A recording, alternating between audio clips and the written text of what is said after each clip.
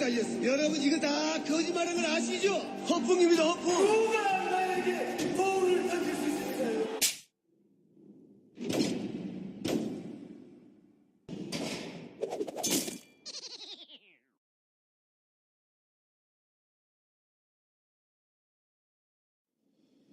각하 배웅 방송이 아니라 배웅한 방송.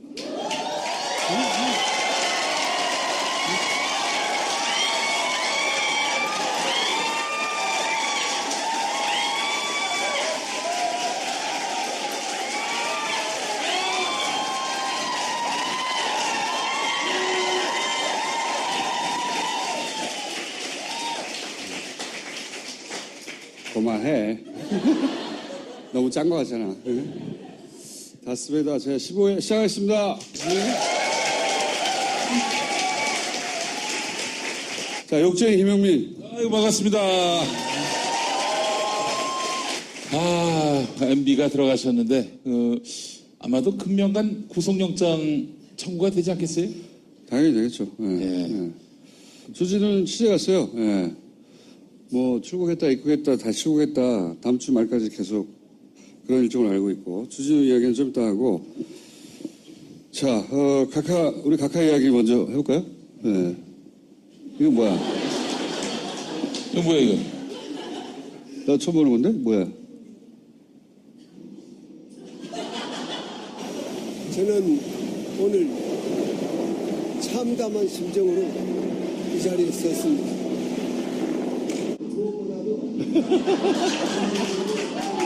뭐 아침에 찍은 거야? 아침에. 심려를 끼쳐드려서 대단히 죄송합니다. 전직 대통령으로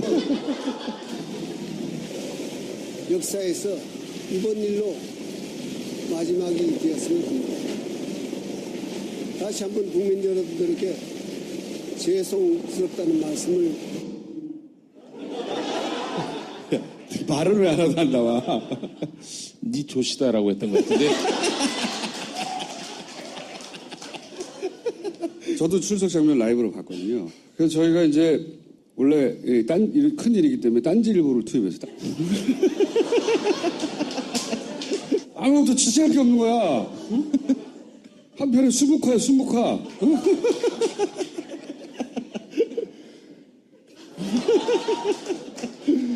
취재할 게 없어요, 취재할 게. 아무런 메시지도 없고,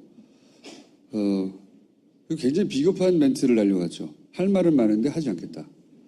할 말이 있으면 해야 하는 거고, 하지 않을 말이면 말도 꺼내지 말아야 되는 거예요. 기본적으로 굉장히 비겁하고 겁이 많고, 사람을 못 믿어서 이때까지 살아남은 거거든요. 뭐 일을 맡기더라도 다 쪼개 서로 일을 모르게. 하나 걸리잖아요? 걔만 보내는 거예요.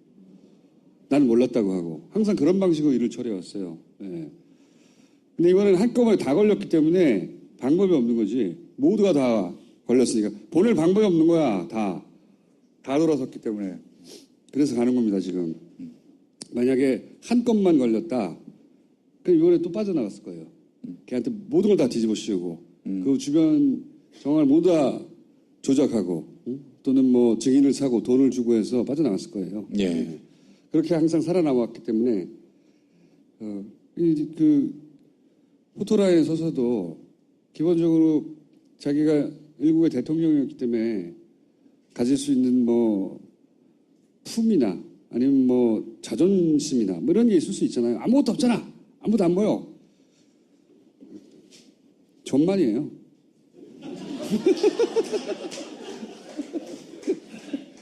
너 이름이 뭐지?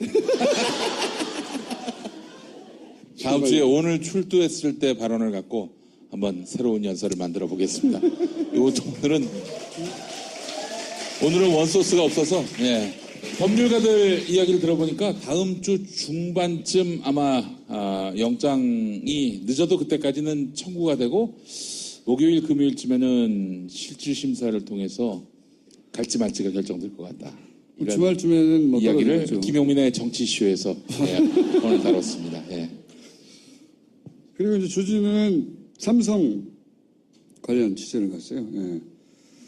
삼성은 원래 항상 권력 비해서 권력을 통해서 뭔가를 움직였는데 이제는 자기들 앞을 가려줄 권력이 없으니까 막 직접 움직여요. 예. 전 다음 대선에 이재용 씨가 출마하는 게 아닐까 그런 생각도 해봐요. 예. 이번에 주진우가 확인한 건 삼성이 이명박에게 정기적으로 돈을 줬고 그리고 특별한 일이 있을 때는 또 따로 줬다 하는 걸 확인했다는 거예요. 예. 주진우가 싸가지는 없는데 사기는 안 치거든요. 예. 싸가지는 없어요.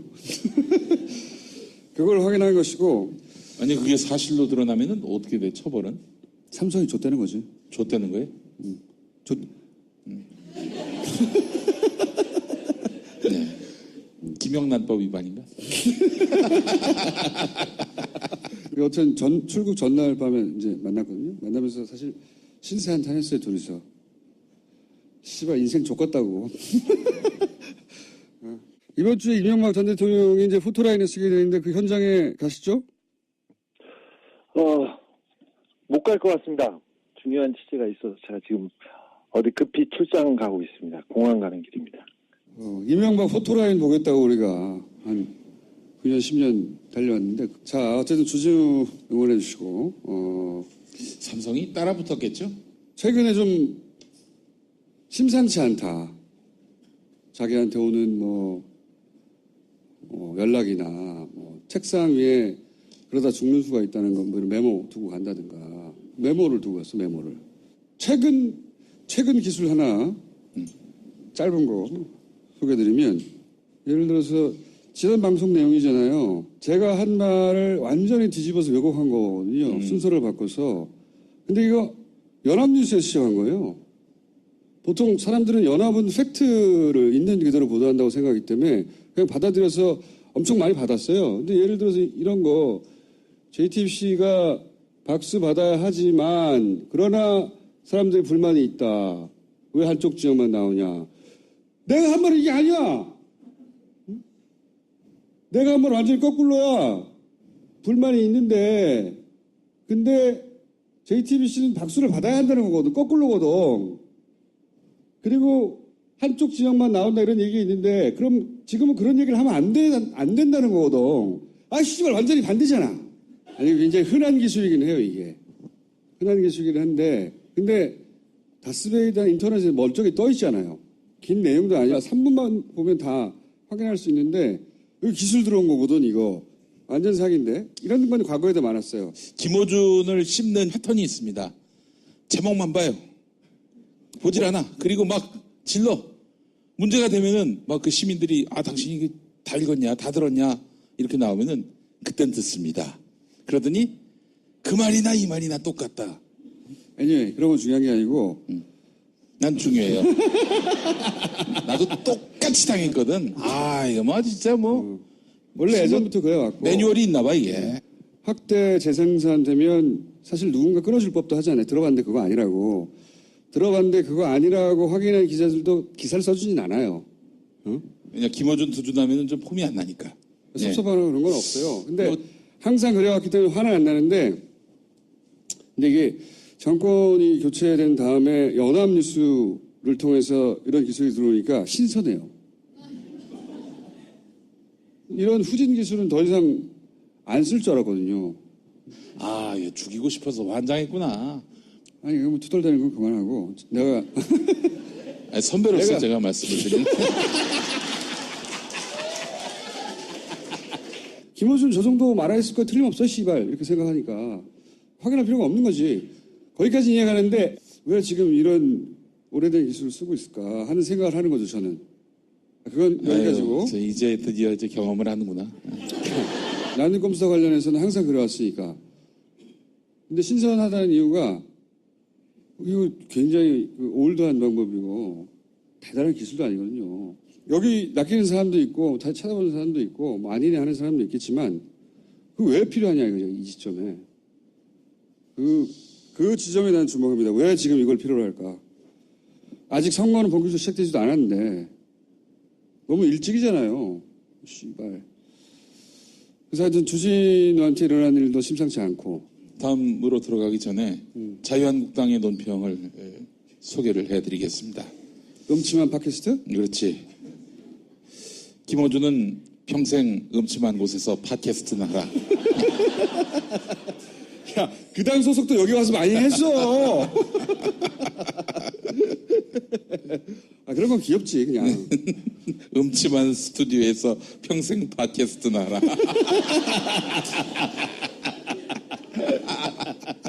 그런 건 귀여운 거고. 자, 이 시점쯤에 준비해야 할 일이 있어서 잠깐 짚고 넘어갈게. 이번 지방선거는 제가 개인적으로 보기엔 굉장히 중요한 지방선거입니다. 지방선거가 안 중요한 적이 어딨어. 총선이 안 중요한 적이 어딨어 하겠지만 이 지방선거는 다음 대선판을 새로 짜는 기점이에요. 이 의미를 보면 보수에는 후보가 없어요, 지금.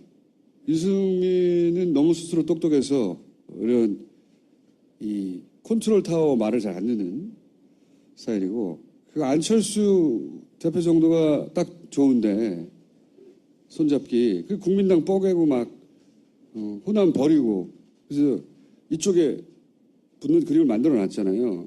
지방선거 이후 보수의 재편의 밑그림을 이제 짜놓은 거거든요, 이게. 지금 막 개헌 반대하잖아요. 원래는 걔네들이 개헌하자고 그랬어요. 개헌을 반대하는 이유는 한 가지입니다. 다음 대선을 위한 권력 분점의 그림이 안 나온 거예요. 예전에 막 제3지대니 막 할 때는 네가 총리해, 응? 네가 뭐 외치해, 내가 외치하고 내가 대통령하고 권력 분점의 그림이 있었거든요.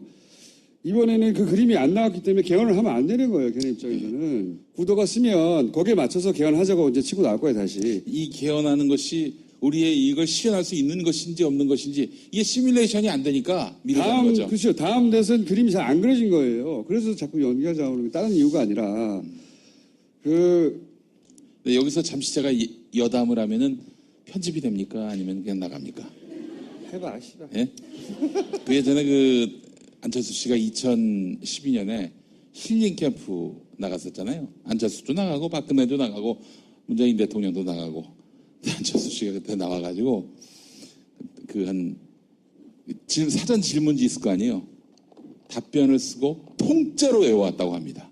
통째로 외워왔고 그 예상 외의 질문, 원래 없던 질문하면은 앞에 했던 답을 그대로 다시 반복하고. 예. 아니, 자연인 안철수를 욕할 건 없고 정치인 안철수로서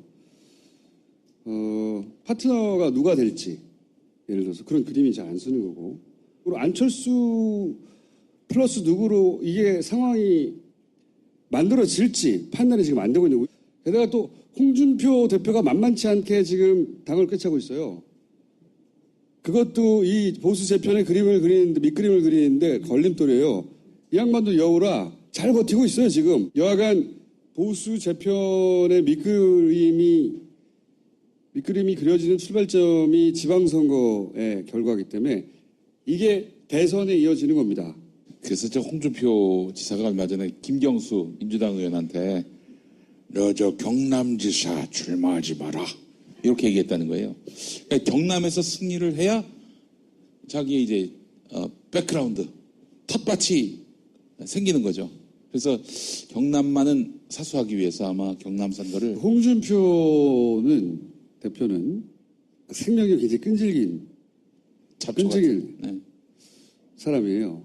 제가 오랫동안 알아왔지만 말은 막하지만 보내기에 힘들어서 판이 잘 안 짜지는 것도 있어요. 그 판을 볼 때 그런 점을 참고하시고, 이번 지방선거에서도 그래서 시민이 꼭 필요하다. 너무 일들이 많다 보니 선거 개표 시스템은 아직 아무도 손도 못 대고 건들지도 않고 다 잊어버렸어요. 저는 이번 정부의 이 개표 시스템 꼭 고쳐야 된다고 생각하거든요. 앞으로 남은 4년 동안. 저는 잊지 않고 있습니다. 아직도 그럼 개표 시스템을 못 믿어야 하는 겁니까? 허점이 많이 있어요. 누군가 의지와 인력만 가진다면 그 허점을 파고들 수 있어요. 문재인 정부 모르게. 누군가 알게 하면 그게 되겠냐, 씨발? 그러네, 씨발. 그 개표 시스템이 개선되기 전까지는 저는 절대 방심하면 안 된다고 생각해 보세요. 경찰이 댓글 달 줄 누가 알았겠냐고. 그거 상상이나 했어요? 쟤네는 이 상상력에 한계가 없어요. 이거는 이렇게까지는 안 돼서 이게 없어요. 이게 없기 때문에 그걸 누가 어떻게 하겠어 이런 생각을 하면 안 돼요. 연합뉴스 김어준 이번엔 개표 조장론 음모설 이렇게 하나 또 부탁드리겠습니다. 빨리 보내야 됩니다 우리 김어준을. 예. 그 공적 수준에서 전혀 논의가 이루어지지 않기 때문에 그 전까지는 몸빵을 해야 하는 거지. 몸빵 전문 시민의 눈 잠깐 나와주세요.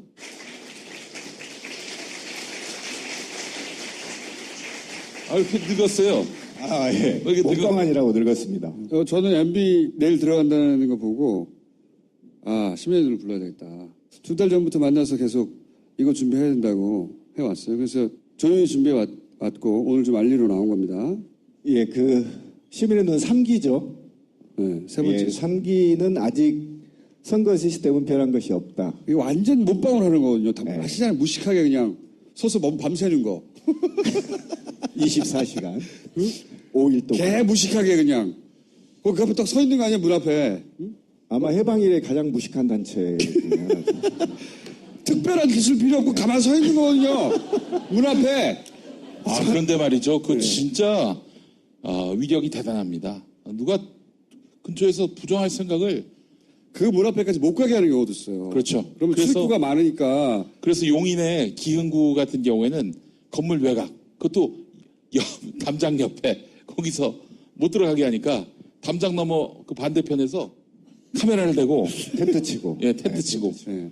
막 싸우기도 하고 막 싸우라고 그랬어요. 그래야 이제 미친놈들이 있다 저기. 진짜 미친 짓이라고 난 생각해요. 내가 그 현장을 여러 번 봤기 때문에. 용인 선관위는 춥죠. 매우 굉장히 춥죠. 춥습니다. 산 안에 있어서. 그 용인시청이 산기슭에 있어요. 그러니까 산기슭에 있는 선관위 그 앞에 거기서 이제 건물 옆 건물에 가가지고 했는데 몸싸움하고 멱살 잡고 하던 난리가 났었어요. 거기는 진짜. 이번에는 어떻게 합니까? 다른 적폐들은 하나씩 청산해 가기 시작하는데 선거 시스템이 헌법기관이잖아요. 그래서 금단의 영역처럼 느껴졌어요. 지금. 또 거기에는 관료주의가 굉장히 깊게 자리 잡고 있습니다. 그래서 저희가 4만 2천 명이 동원돼서 전국 251개 지역을 전부 다 감시했습니다. 네. 단 한 곳도 빼지 않고 다 감시했죠. 예. 과거에는 몸빵을 했지만 이제는 과학적인 분석을 통해서 사회적 교섭안이 38개로 나왔다는 거죠.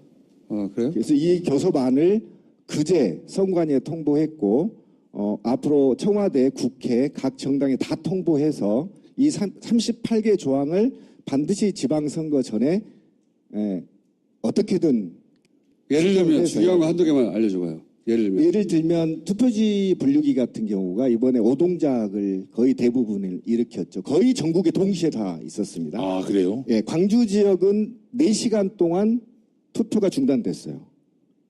선관위가 투표지 분류기를 폐지 못하겠다고 저렇게 고집을 피니 그러면 절차를 바꾸자. 그렇지. 예, 그 얘기를 한번 네. 해보시죠. 원래 선관위의 논리는 사람이 다시 한번 일일이 확인하니까 기계가 오류가 있다 하더라도 사람이 잡는다 이거 아니에요. 그러면 사람이 일일이 확인하고 그런 다음에 기계가 넣어도 선관위 논리대로면 똑같은 시간이잖아요.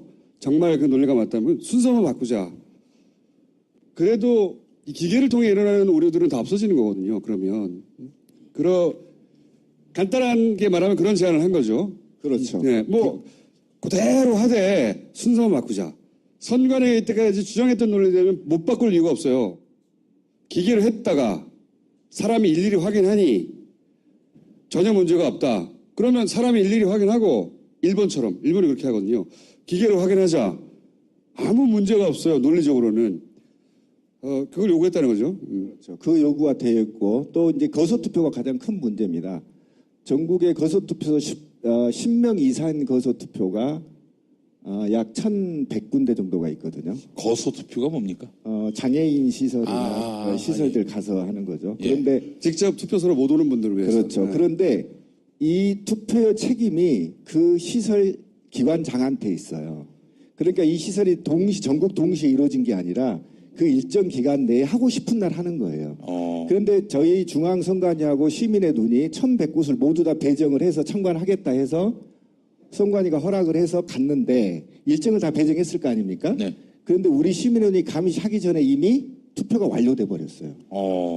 그러니까 감시자나 참관인이 없이 거소투표가 완료돼 버리는 거예요. 자유한국당과 네트워킹이 돼 있는 시설 같은 경우에는 그런 거 많이 많습니다. 했죠, 과거에. 많이 예. 있습니다. 아니, 예. 지금도 있었습니다. 그 투표권을 그 원장이 다 일괄 행사해버린다든가 그런 일이 엄청 많았거든요. 그걸 이제 막아보려고 했는데, 지난번에는 그렇게 막아보려고 했더니 이미 다 끝났더라 이거지. 문제가 굉장히 심각했던 것이죠. 안 되네 그거는. 뭐 하여튼 그렇게 정리해서 지금 조섭에 들어갔다. 그렇죠. 38개 조항이 개선돼야 중앙선관위 시스템도 신뢰를 얻고. CCTV는, 그렇죠. CCTV는. CCTV도 들어가 있습니다. CCTV. 예, 들어가 있습니다. 꼭 들어가야 되거든, 그거. 그러니까 이게 무슨 CCTV와 시계. 예, 시계도 들어가 있습니다. 존나 원시적인 시계.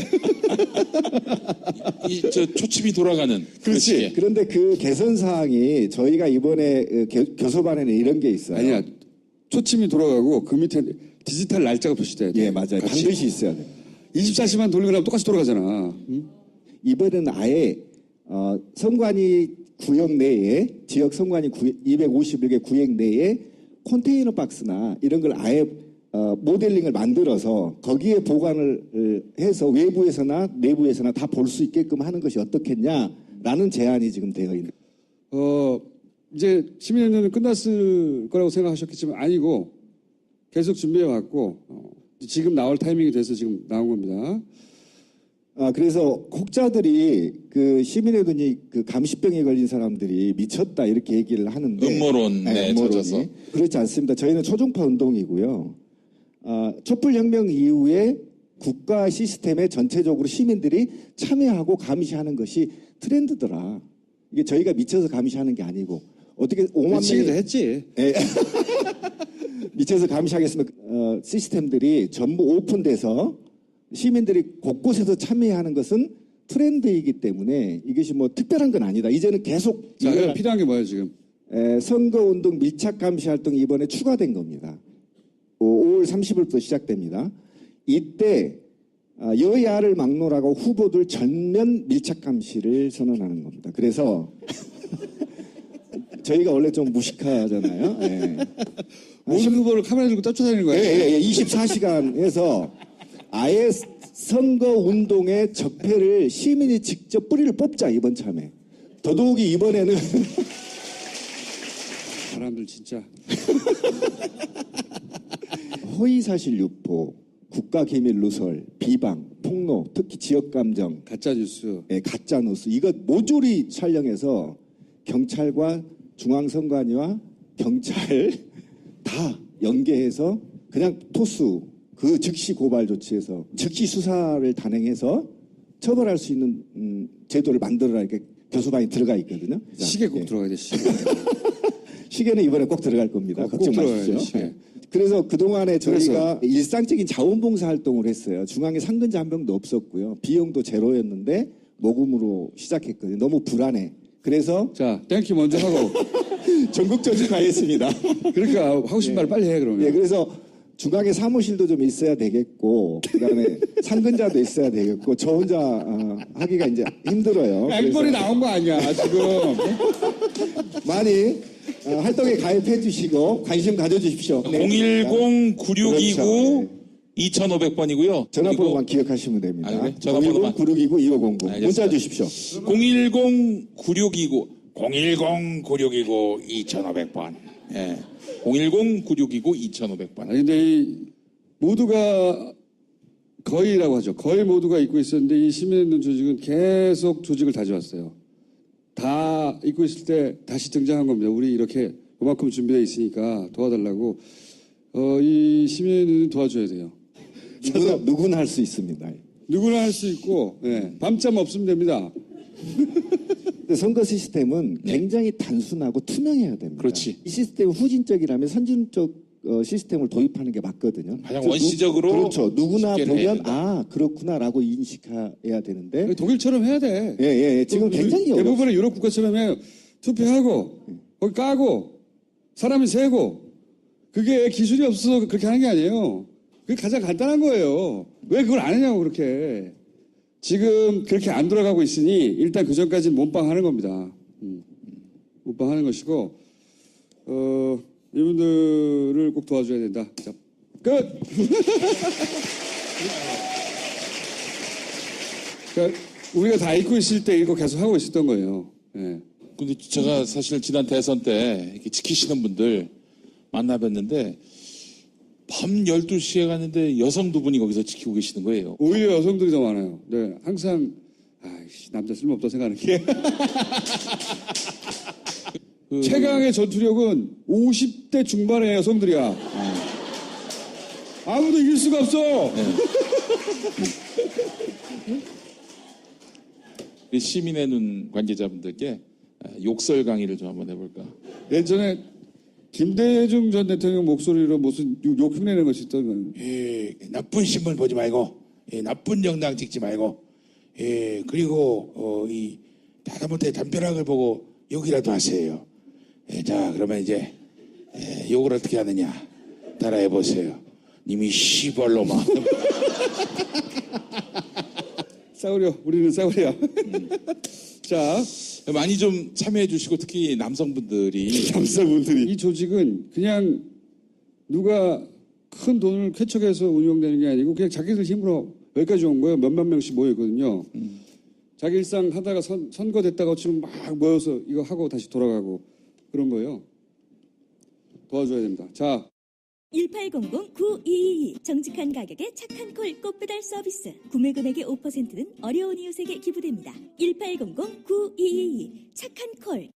마카 이제 국내에서도 100%로 드실 수 있습니다.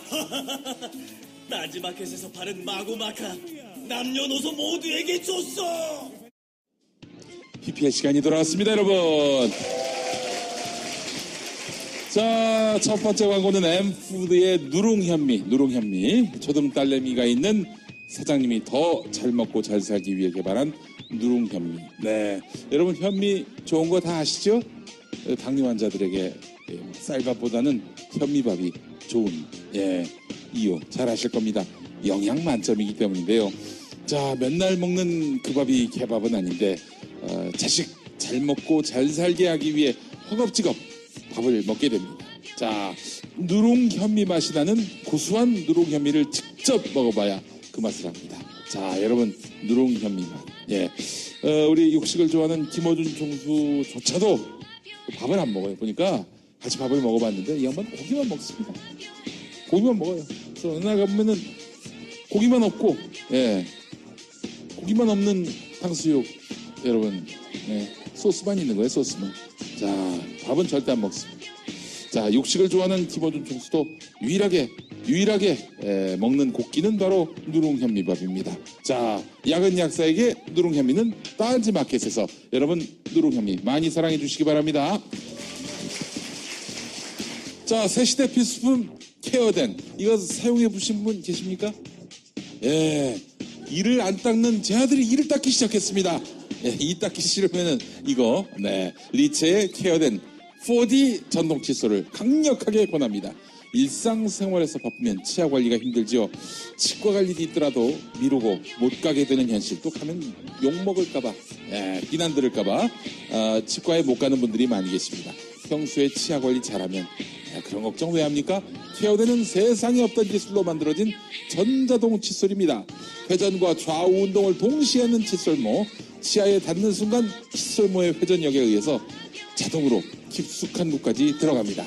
치아와 치근 부위에 칫솔모가 닿아서 플러그를 세정해주고 잇몸 마사지까지 해줍니다. 또한 기존 칫솔로는 놓치기 쉬운 치아 사이의 이물질을 쉽게 제거하고 사랑니의 끝부분까지 깔끔하게 세정해줍니다. 자, 어르신부터 어린이까지 남녀노소 누구나 사용이 가능합니다. 세상에 없던 기술, 시대를 앞선 칫솔. 리체의 케어된 4D 전동 칫솔 많은 사랑 부탁드립니다. 매일 아침 10시 5분 103.5MHz SBS 라디오 김용민의 정치쇼 많은 애청 부탁드리겠습니다.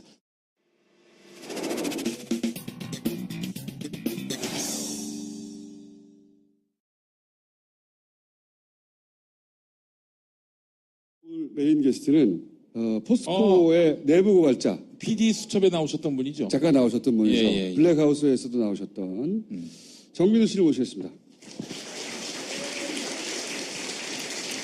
안녕하세요. 반갑습니다. 예. 안녕하세요. 예.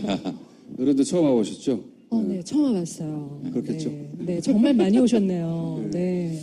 대기업 내부 고발자는 처음인 것 같아요. 포스코. 잠깐만, 그 입사는 언제 하셨습니까? 93년 93년 우리 일 특보전 월이었어요. 총수는 잘 기억이 안 나. 94년으로 알고 있는데 맞습니까? 아니야. 포스코 빌딩이 언제 썼죠? 빌딩 성계 96년에 그럼 그때. 아이고 빌딩 후배시구나. 섰을 때 첫 입사했으니까. 곧 나왔지 근데.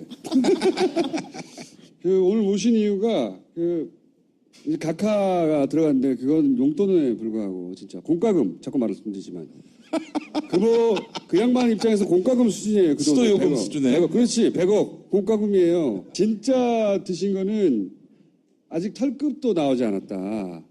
근데 그렇게 해먹은 유형 중에 자원외고 유형 들어봤죠? 또 금융기관을 통해서 우리가 왜 농협 이거 프로토타입이다. 다른 금융기관을 통해서 털어먹었다. 이제 곧 나올 겁니다. 그리고 국내 기업하고 이렇게 거래하는 과정에서 이권을 혹은 돈을 해외에서 받아먹은 거 이런 거 있어요. 그 중에서 기업을 털어먹은 가장 대표적인 케이스가 포스코입니다. 이게 포스코 케이스를 이해하고 연구하면 이렇게 해먹었구나. 다른 데서도 이렇게 해먹었겠구나. 그런 유형들을 이해할 수 있다. 그 중에서 가장 생생한 한 건을 PD수첩에서도 했고 그리고 블랙하우스에도 했고 저희도 지난주에 잠깐 다뤘죠. 예, 그 사건을 누구보다 잘 파악하고 있는 내부자시고 그리고 그 외에 다른 건들은 없는가 그리고 그 돈은 어디 갔는가 도대체 그 얘기를 이제 하러 아직 한 번도 공개되지 않은 이야기죠. 그 어디로 갔는가 하는 거는 본격적으로 공개되지는 않았어요. 네. 네. 재밌네요. 마적대와 포스코. 마적대 이게 포스코 계열사 사장이 나중에 이 이명박이 해먹을 보고 마적대가 해먹었다고 다 덜어먹었다 그렇게 표현했어요. 네. 마적대가 와서 다 해먹었. 말로 표현할 수가 없다고 도대체 어떻게 이거? 그 마가 마적대. 할 때 마인가요? 마적대. 감사합니다. 이거 웃어주셔서. 저희는 절대 안 웃어줘가지고. 생각보다 싱크로율이 정말 좋으세요. 자, 포스코는 우리가 저수지했는데 네. 제가 늘 말씀드리는 요지예요. 다스는 이명박이 자기 회사를 자기 회사라고 하지 않으면서 대통령의 자리에서 자기 배를 불린 케이스죠. 쉽게 얘기하면. 그렇다면 포스코는 어떤 케이스냐면 자기와 전혀 상관없는 국민 기업이고 출발은 민족 기업이죠. 공기업인 걸로 아는 분들이 많습니다. 문의는 민영 기업이고 실질적인 지배 구조, 기업이 생산하는 제품의 성격 모두가 공기업이에요. 네, 그리고 멤버들 역시 거의 공무원과 비슷한 순한 토끼들이시고요. 아마 제가 포스코 50년 역사에서 최초로 나온 내부 고발자일 겁니다. 네. 그럴 겁니다. 한마디로 크렘린이군요. 크레물린 같은 조직이라고 볼 수도 있는데요. 네. 박태준이라는 분을 아시죠? 예. 그분에 대해서 옛 사위가 네. 미안하다. 고승덕 씨. 그렇죠. 자식이 많다 보면 이상한 애들도 나오게 됩니다. 옛 사위. 네. 제가 얘기해 볼게요. 제가 포스코를 잠깐 몸담았던 사람으로서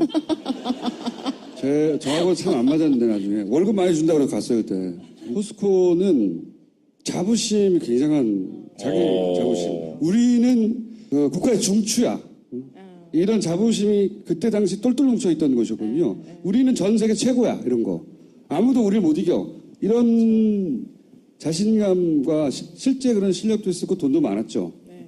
그런 자부심이나 혹은 그렇게 쌓아온 실적을 한 방에 다 보낸 거죠 지금 그죠? 한 방에 보냈죠. 한 방에 보냈어요. 그 MB. 다 털어먹었어요. MB가 다 털어먹었어요. 마적대처럼. 마적대라는 표현은 포스코 계열사 사장이 한 거예요. MB가 마적대처럼 다 털어먹었다고. 그분이 굉장히 문학적인 표현을 잘하시는 분이신데요. 너무 적절하게 표현하셨어요. 마적대라는 게 한번 훑고 지나가면 그 마을에 남는 게 없다고 하잖아요. 훑고 지나가고 불도 지르고 갔다라고 표현을 하셨어요. 그분이. 아무것도 남은 게 없다. 똥도 싸고 간 것 같은데요? 불도 지르고. 죄송합니다. 예.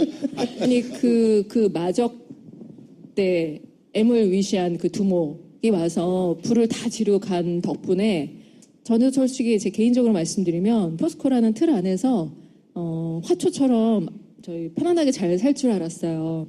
그리고 어떤 아까 이제 우리 총수님께서 그 말씀하셨는데요. 그게 사실이에요. 그 뭐라고 해야 되지? 우리는 포스코 그 멤버들은 그런 게 있었어요. 우리는 이제 그 대한민국 산업의 중심이고 산업에 그렇게 교육하고 들어갔고 네. 들어가는 순간부터 이제 교육이 막 쏟아져요. 그래서 저는 좀 그런 교육에서는 발이 떨어져 있는 약간의 그런 면에서는 아웃사이더였는데 그래도 저 같은 아웃사이더도 어떤 생각을 갖고 있었냐면 우리는 정말 많은 돈이 있기 때문에 우리가 제대로 된 경영자만 만나면 좀 어마어마한 기업이 될 수 있다, 성장할 수 있다라는 그런 자신감이 있었어요. 근데 정준영 말년이 되니까 회사에 돈이 없대요. 정준영이 누군지 간단하게 브리핑해 드릴게요. 정준영은 포스코 박태준 회장부터 쭉 이어진 회장 중에 가장 양아치스러운 사람입니다. 한마디로. 그 혀를 낼름거리는 모습을 보면 M하고 비슷해요. 이렇게. 네, 네. 그래서 저희 포스코 정말 그 말씀을 하셨어요. 언제 포토타임을 잡아야 될지 모르겠다. 맨날 혀를 낼름거리고 있어가지고 그 정도로 천박스러운 그런 사람이었는데 그런 사람이 이제 M에게 초이스를 받죠. M은 포스코를 너무 잘 알았어요. 많이 아시는 것처럼 그 M의 그 재산의 시작이 되는 도곡동 땅을 포스코에서 사주죠. 아, 그렇죠. 예. 포스코 김만재 회장 때 M이 직접 와서 부탁한다라고 그 국정감사 문서에 다 나오죠. 이건 제가 드리는 얘기가 아니라 국정감사 문서에 나오는 얘기들입니다. 그랬던 포스코 M은 또 포항 출신이잖아요. 자기 고향에 있는 기업이고 어릴 때부터 내 고향은 오사카다. 저 오사카 상이시죠. 어떻게 그게 오사카 상이 우리 대통령이 됐는지도 참 의아스러운 일이지만 그분이 아마 그분 입장에서 모든 걸 보면은 일은 명쾌한 것 같아요. 포스코가 어떤 데인지 너무 잘 알고 저 안에 돈이 많이 있다는 것도 너무 잘 알고 그리고 그분은 돈을 너무너무 좋아하는 사람이잖아요. 저 돈을 내가 마음대로 쓰려면 회장만 내가 알아서 초이스해서 넣으면 모든 게 끝나는 거예요. 근데 그때 또 박태준이라는 분은 그 창업자예요. 포스코의 창업자. 그분도 이제는 나이 들어서 힘이 없고 그 상태에서 정준영이라는 사람을 MB가 자기 또 하나의 집사가 있어요. 박영준. 그저께 소환되셨죠? 예, 지식경제부 차관 지냈고 이상득의 15년 보좌관 지낸. 박영준 그분을 그런 식으로 소환하면 안 돼요. 그분은 정말 제대로 들어가셔야 될 분이고요. 오늘 우리 M께서 소환되셨잖아요. 저는 정말 개인적으로 너무 기쁜 게 그분이 슬기로운 감방 생활을 죽을 때까지 하셨으면 좋겠다라고 생각해요. 왜 제가 이런 생각을 하는지는 오늘 이제 설명드리는 한 케이스만 보셔도 이거는 한 케이스거든요. 이런 케이스가 포스코 안에 수십 개가 있습니다. 그래서 그분께서는 큰 플랜을 잡으시고 자기 말을 잘 들을 수 있는 흠결이 무지 많은 양아치 같은 정준영을 박영준을 통해서 포스코 회장으로 만듭니다. 흠결이 없으면은 지멋대로 할 수가 있어요. 통제가 안 돼. 왜냐면 난 깨끗하니까. 난 뭐 털어서 나올 게 없으니까. 근데 흠결이 많은, 약점이 많은 사람을 갖다 앉혀야 핸들링이 가능하기 때문에. 그래서 양아치를. 예, 정준영 씨 이 방송 보면 저 고소하겠네요. 고소해! 현피 한번 뜨자고. 저기 포항에서. 자, 네. 돈을 다 빼먹었다. 네네네. 자, 요 사건을 간단하게 설명해 주시죠. 13조라는 건데 MB가 2008년 2월에 대통이 됩니다. 그때부터 포스코는 희한하게 대우 계열사들을 계속 매입하는 걸 진행해요. 대우 계열사 매입이요. 그 전에 M&A를 했었습니까, 포스코가? 그 전에 포스코는 M&A에 대해서 굉장히 보수적인 기업이에요. 철강이라는 산업 자체가 예. 중후장대 산업이기 때문에 포스코는 항상 보수적이었어요. 항상. 네, 모든 게. 모든 면에서 보수적이에요. 네. 총수님 말씀이 맞으시고요. 굉장히 보수적이고 그래서 저도 굉장히 적응하기 힘들었어요. 쉽지 저는 않았습니다. 어떻겠습니까? 여기는 감옥인가? 네, 진짜 그런 면이 있어요. 진짜 그렇죠. 사람을 쫙 옥죄면서 트레이닝을 시키는 그런 곳이죠. 근데 2008년에 무슨 일을 하냐면 그때 회장이었던 이구택 회장이 대우조선 해양을 인수 검토하면서 포스코 안에 있는 실탄을 점검을 해요. 그래서 이동희 재무담당 본부장이 보고하기를 지금 당장 현금이 8조고 2, 3일 내에 현금화할 수 있는 게 5조, 13조입니다라고 얘기를 해요. 2008년에 기업 안에 13조의 돈을 갖고 있는 기업은 정말 없었을 거예요. 지금도 있을까요? 쉽지 않죠. 네. 네, 돈은 더 많았어요. 정준영 첫해, 둘째, 셋째에는 영업이익이 매년 5조 이상씩 났어요. 5조 이상. 언카운터블한 상황이에요. 어떤 돈이 날아가는지. 자, 여기서 지금 총수님 얘기하시는 산토스 CMI하고 EPC 에퀴터스에 대해서 간략하게 얘기를 드릴게요. 네. 산토스 CMI고 EPC 에퀴터스를 포스코가 아니라 포스코 건설한테 사게 해요. 보통 비리를 저지를 때 몸통이 저지르는 일도 있지만 새끼한테 저지르게 하는 거예요. 그게 패턴입니다. 산토스 CMI 인수 검토했던 담당자들은 100억도 안 되고 이거 도저히 가치가 없는 회사다. 이 회사는 에콰도르에 있어요. 참 멀리 있죠. 에콰도르. 이거를 인수하면 안 된다라고 포스코 건설 이사회에 보고하고 첫 번째는 부결됐어요. 근데 다음에 위에서 떨어지는 거예요. 800억의 인수에. 금액이 떨어지고 그런 오더가 오면 밑에 사람들은 더 이상 토를 달지 않아요. 진행합니다. 그래서 포스코 건설 혼자 들어가지 않아요. 포스코 엔지니어링이라고 대우 엔지니어링을 인수한 게 있어요. 이 둘이 산토스를 산다라고 했는데 이사회는 그것만 올렸는데 결과적으로 보니까 800억에 산다고 했는데 산토스에는 250억. EPC라는 회사를 이사회 보고도 안 했던 회사를 550억에 샀어요. 근데 사실은 EPC를 산다고 했었어야 되는 거지. 그러죠. 실제로는. 그러죠. 네. EPC가 왜 중요하냐? 자, 산토스라는 회사가 있고 EPC는 옆에 붙어 있는 완벽한 페이퍼 컴퍼니예요. 산토스는 에콰도르 회사고 EPC는 영국 법인입니다. 근데 이 사는 과정에 굉장한 일이 생기죠. 살 때 무슨 일이 생기냐면은 800억이 사잖아요, 둘을. 300억을 수수료로 EPC에 쏘아요. 보통 이런 기업 거래에는 수수료가 있어요. 근데 에버리지 5%고 많아야 8%예요. 근데 800억에 300억이 수수료면 이게 몇 프로입니까? 그런 경우가 더 가깝죠. 있습니까? 그렇죠. 이거는 있을 수가 없지. 있을 수 없는 일이죠. 절대로. 아니 무슨 저기 수입 인지 가격이 뭐 이게 몸통의 가격보다 수수료가 300억이면 산토스 CMI 가격보다 비싼 거야. 산토스 CMI가 250억이었으니까. 그렇죠. 말도 안 되는 거죠. 이건 뭐냐면은 그 EPC가 굉장히 중요한 구매 대상이고 또 하나 수수료를 주는 게 굉장히 중요한 일인 거예요.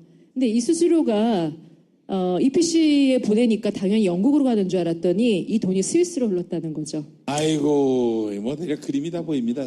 저처럼 아무것도 모르는 사람도 뭐 딱 여기서 그림이 보이네요. 각이 나오시죠? 예? 네, 각이 나오죠. 각이. 예, 각이 나옵니다. 네, 네, 네. 이걸 실행하고 난 지사장이 너무 겁이 난 거예요. 이 사람은 원래 포스코 출신이 아니고 다른 회사 건설에서 잔뼈가 굵은 사람인데 현대건설. 그런 데서도 현대건설. 네, 네, 네. 근데 거기서도 이런 회계망측한 일은 해본 적이 없는 거예요. 그러니까 이 사람이 빨리 나를 본국으로 불러달라고 하고 본국에 오자마자 난 빨리 집에 가겠다라고 해요. 이렇게 조바심 내고 집에 간 분이 있어요. 근데 이분을 이런 매매를 했잖아요. 근데 전무에서 부사장으로 승진을 시켜요. 그 다음에 EPC에 2년간 토탈 들어가는 게 이제 증자 등등을 해서 600억이 들어가고요. 매각 직전에 아주 재미있는 일이 생깁니다. 800억, 대략 780억 정도를 증자를 해요. 매각 직전에 2달 전에 증자를 하고 그리고 매각을 합니다. 산토스는 68억 원에 만든 지 8개월 된 80만 원의 자본금을 갖고 있는 IAA라는 에콰도르 회사한테 판매를 하고 EPC는 땡원에 처리를 해요. 근데 이 EPC를 확인해 봤더니 네네. 직원이 한 명도 없어요. 네네. 네. 지금 550억에 사는 회사잖아요. 그렇죠. 네. 근데 직원이 한 명도 없어. 직원이 한 명도 없고 영국에 있는 주소에 갔더니 사무실도 없어요. 주소만 렌탈해서 빌려주는 그런 형태로 있는 완벽한 페이퍼 컴퍼니인데 재미있는 것은 거기에 2년간 600억, 팔기 전에 800억을 투자한 거예요. 네네네. 그러면은 총 얼마를 투자를 했고 나중에 팔아서 받은 건 얼마나 됩니까? 네. 간단하게. 네. 토털리 들어간 건 산토스와 EPC의 재무제표상에 드러난 돈만 1,800억 원이 들어가요. 1,800억. 네. 예. 그리고 처리한 가격은 68억 원. 1,700억 원 이상이 손실이 나는 거예요. 아니, 사라진 거야. 예? 사라진 거라고. 사라진 거지, 사라진 거. 네. 손실을 본 게 아니라 사라진 거지. 그렇죠. 누군가가 잘 드셨겠죠. MB라고 생각하면 안 됩니까? MB가 지주머니에 넣었다. 네. 이렇게 생각하면 안 됩니까? 네네. 분명히 어. 그렇게 추론이 되죠. 그분이 아닌다면은 이 큰 판을 이렇게 돌릴 수가 없어요. 네. 왜냐하면 포스코가 산토스를 사기 전에 있었던 일들이 있어요. MB맨인 최슈중이 에콰도르에 떠서 그게 2009년 6월쯤 됐을 거예요. 그 잠시 최시중 성대모사를. 예, 안녕하십니까. 예, 방송통신위원장 최시중입니다. 예, 엄마 이 씨발. 네네. 최시중 목소리를 몰라서 그런데 정말 똑같습니다. 제가 하면서도 정말 이건 진짜 싱크로율 100%다 이렇게 생각을 했습니다. 예. SD가 또 3개월 후에 에콰도르를 방문해요.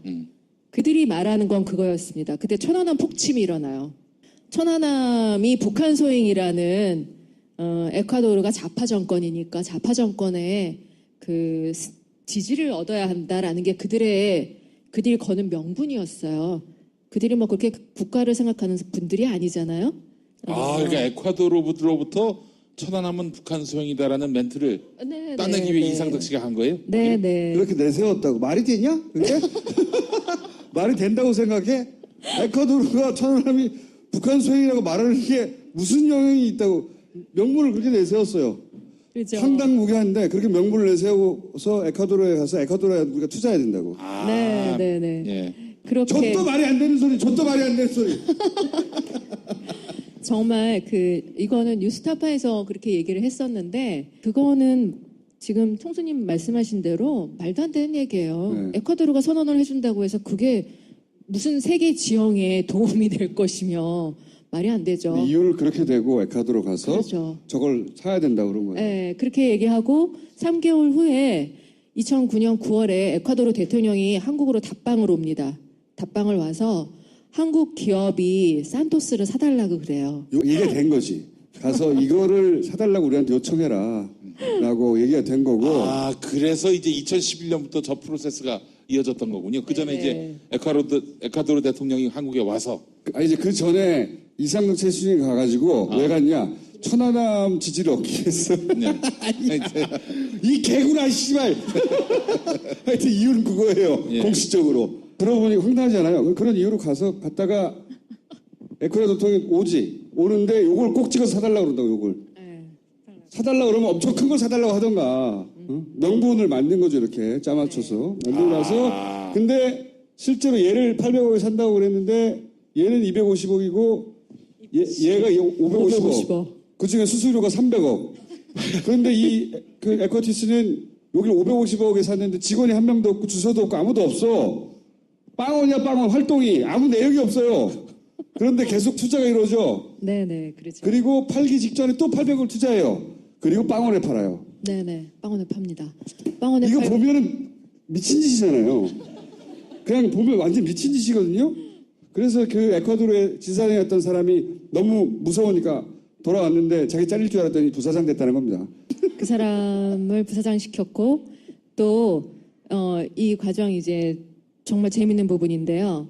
마지막에 다시 산토스를 매각을 하잖아요. 매각하는데 그걸 산 사람이 도밍게스인가 하는 사람이에요.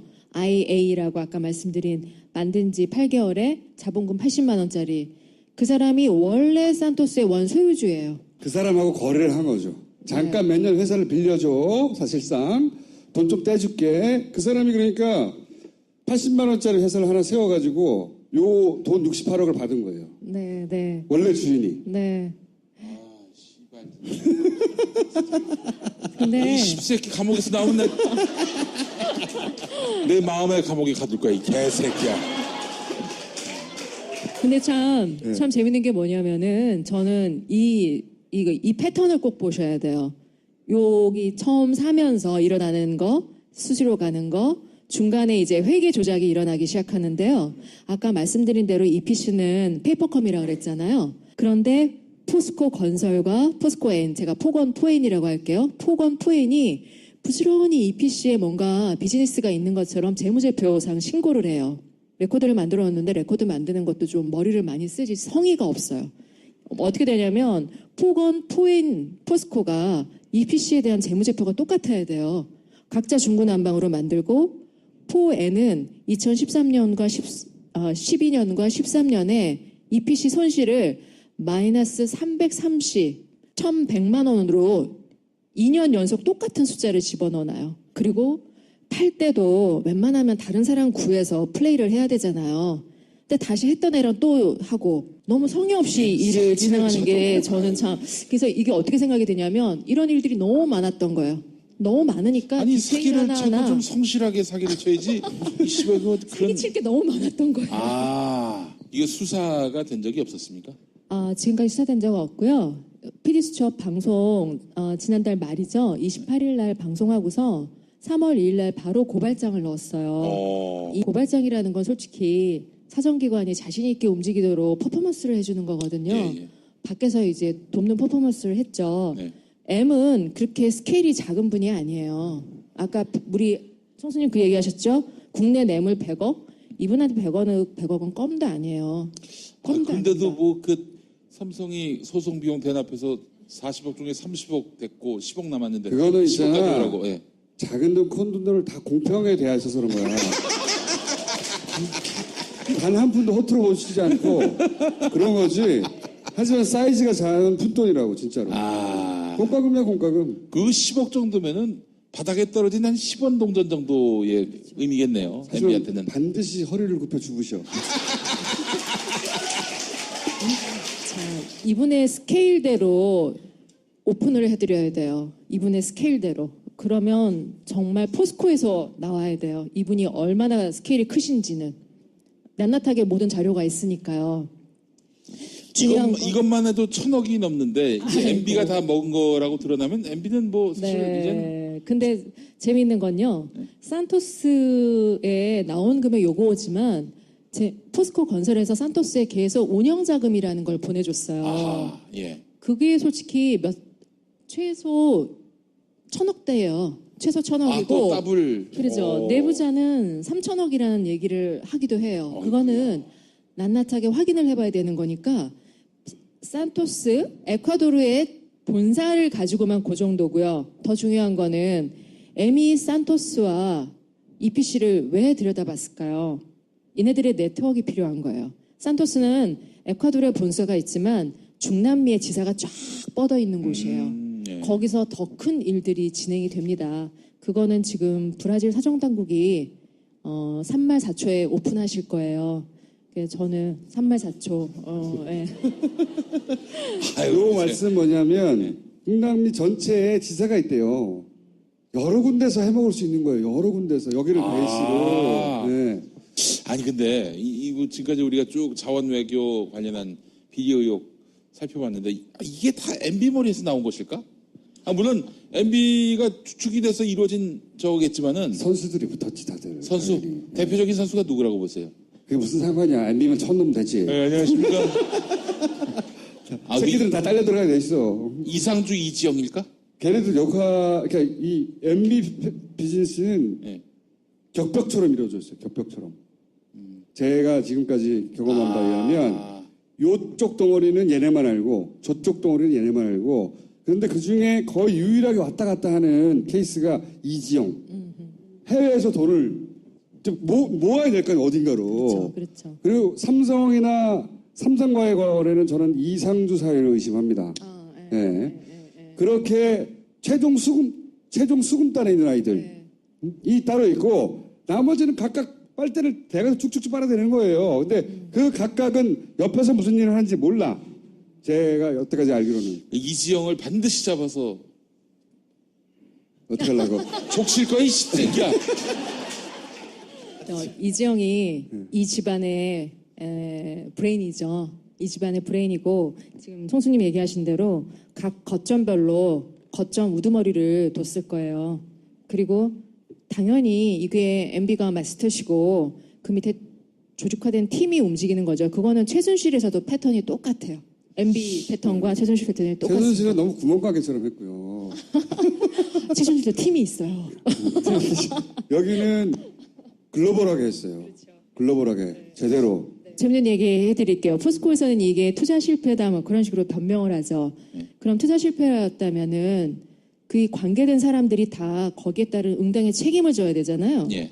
관계된 사람들 모두 다 승진을 했습니다. 모두 다. 초기에 했던 조땡땡, 윤땡땡 다 승진했고요. 그들은 제가 조땡땡으로 들었습니다. 깜짝 놀랐습니다. 예.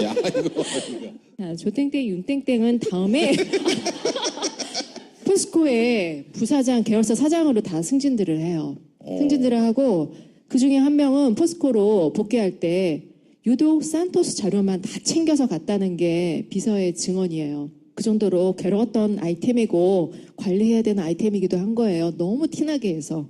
너무 티나게 했기 때문에 또 이렇게 오픈이 된 거고 전체 패턴이 다 나온 거고요. 그리고 또 하나 중요한 인물이죠. 전땡땡이라고 있으세요. 전땡땡이 이분은 대우인터 인수, 성진지오텍 인수, 정준양이 했던 그 말도 안 되는 그러니까 쉽게 얘기하면 10원짜리 기업을 1,000원에 사는 거예요. 그 인수를 다 했던 사람이거든요. 이런 사람 만약에 정상적인 기업이라면 어떻게 해야 돼요? 집에 보내야죠. 그리고 구상권도 청구해야 돼요. 그렇죠. 근데 이 사람은 어떻게 하냐면은 전땡땡은 그 2015년 검찰 수사는 뭐 이렇게 말씀드리면 뭐하는데 우병우의 대표적인 기획수사예요. 우병우 라인이. 최윤수가 우병우 라인이라는 건 다 아시잖아요. 최윤수 국정원 기조실장인가요? 네, 국정원 2차장 했죠. 2차장, 네. 그 전에 중앙지검 3차장을 해요. 우병우, 최윤수, 그 밑에 특수부장, 조땡땡. 요 라인이 대표적으로 이거 이렇게 얘기가 너무 깊어지니까 그냥 쓱 갈게요. 그때 정준양과 함께 세트로 들어간 게 전땡땡이에요. 갔는데 전땡땡과 정준양이 수사를 그렇게 거지같이 하고 기획수사를 끝냈는데 무슨 제대로 된 결과가 나오겠어요. 그러니까 2심까지 무죄가 나왔어요. 작년에. 그랬는데 전땡땡을 바로 포스코 포번에 자문으로 발령을 내는 거예요. 자문만 돼도 최소 2억대 이상의 연봉이 나와요. 그죠. 그런데 이 전땡땡을 최근에 권어준 현 회장이 어떤 식으로 발령을 내냐면 한국철강협회라고 있어요. 철강협회. 우리나라 철강협회 회원사들이 다 모이는 그러니까 한국철강의 얼굴과 같은 역할을 하는 그 자리에 전무로 발령을 내요. 전땡땡을. 이런 말도 안 되는 일들이 계속 일어나고 있는 게 정준양, 권어준의 9년이에요. 그럼 이건 뭐냐면 이 사람들은 위에서 오다 내린 대로 충실하게 역할 잘한 사람들, 그에 따라서 보상받은 사람들이라고 봐야죠. 그 외에 이제 말씀하셨다시피 하나가 아니라 해외 투자를 70건 정도 했는데 절반 정도가 이런 식의 자원 관련이고 네네. 그 외에 이런 산토스들이 엄청 많다는 겁니다. 엄청나게. 네네. 네? 그걸 통해서 비슷한 구조로 돈을 다 빼먹은 거죠. 네네. 그래서 이렇게 튼튼했던 돈이 많던 포스코가 거덜이 난 거예요. 네. 돈이 없죠, 요즘. 돈 없죠. 돈 없어서 그 작년에만 해도 지금 뭐 실적 좋다라고 얘기를 하는데요. 그 우량 채권들, 자산들을 팔았어요. 그 KB 같은 경우 그런 주식들은 포스코 미래를 위해서 둬야 되는 거예요. 그런 거 매각하고 하면서 X를 올려놓으면 뭐 하겠어요. 그리고 수많은 빌딩들을 팔았어요. 그 빌딩도 제값을 받고 팔면 아무 말 안 하죠. 자, 정준영 때는 10원짜리 기업을 1,000원에 산다고 말씀드렸잖아요. 권오준 시절에는 쉽게 말씀드릴게요. 1,000원짜리를 10원에 팔아요. 공정하지 않은 거래들은 다 들여다봐야 되는 거고요. 조만간 저희는 또 고발을 할 겁니다.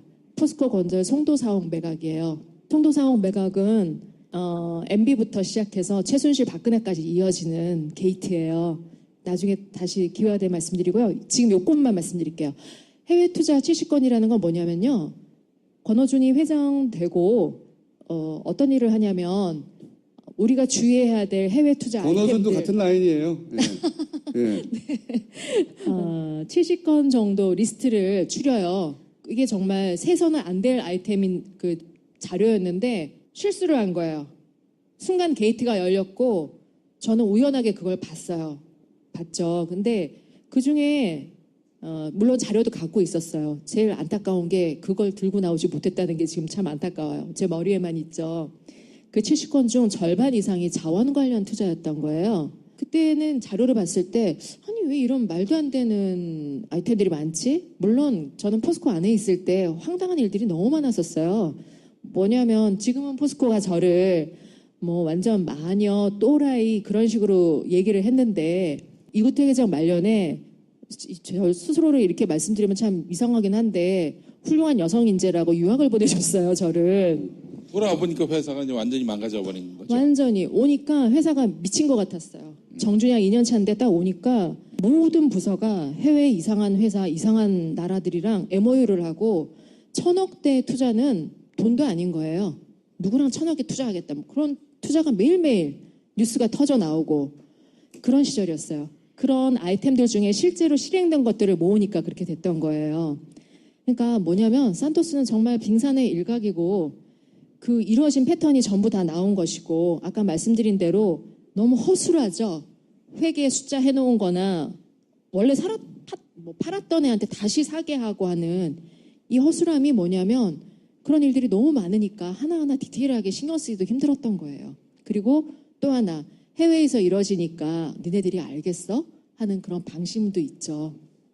그래서 그중에 제일 큰 덩치가 데우윈터를 3조 4천억에 인수하는 거예요. 캠코한테서. 메릴 린치는 어떤 관계입니까? 메릴 린치가 이지영하고 뭐 이제 김백준 아들하고 연관돼 있잖아요. 김영찬이 메릴 린치에서 이걸 담당했고요. 김영찬도 꼭 봐야 할 중요한 인물이죠. 그렇죠. 김영찬이 메릴 린치 팀에서 데우윈터뿐만 아니라 하베스트 날도 했죠. 이 새끼들 다 해쳐먹었네. 개새끼들. 이 시부랄 놈들 아닙니까? 아니 진짜 너무한 거 아니에요? 진짜 이 정도면은.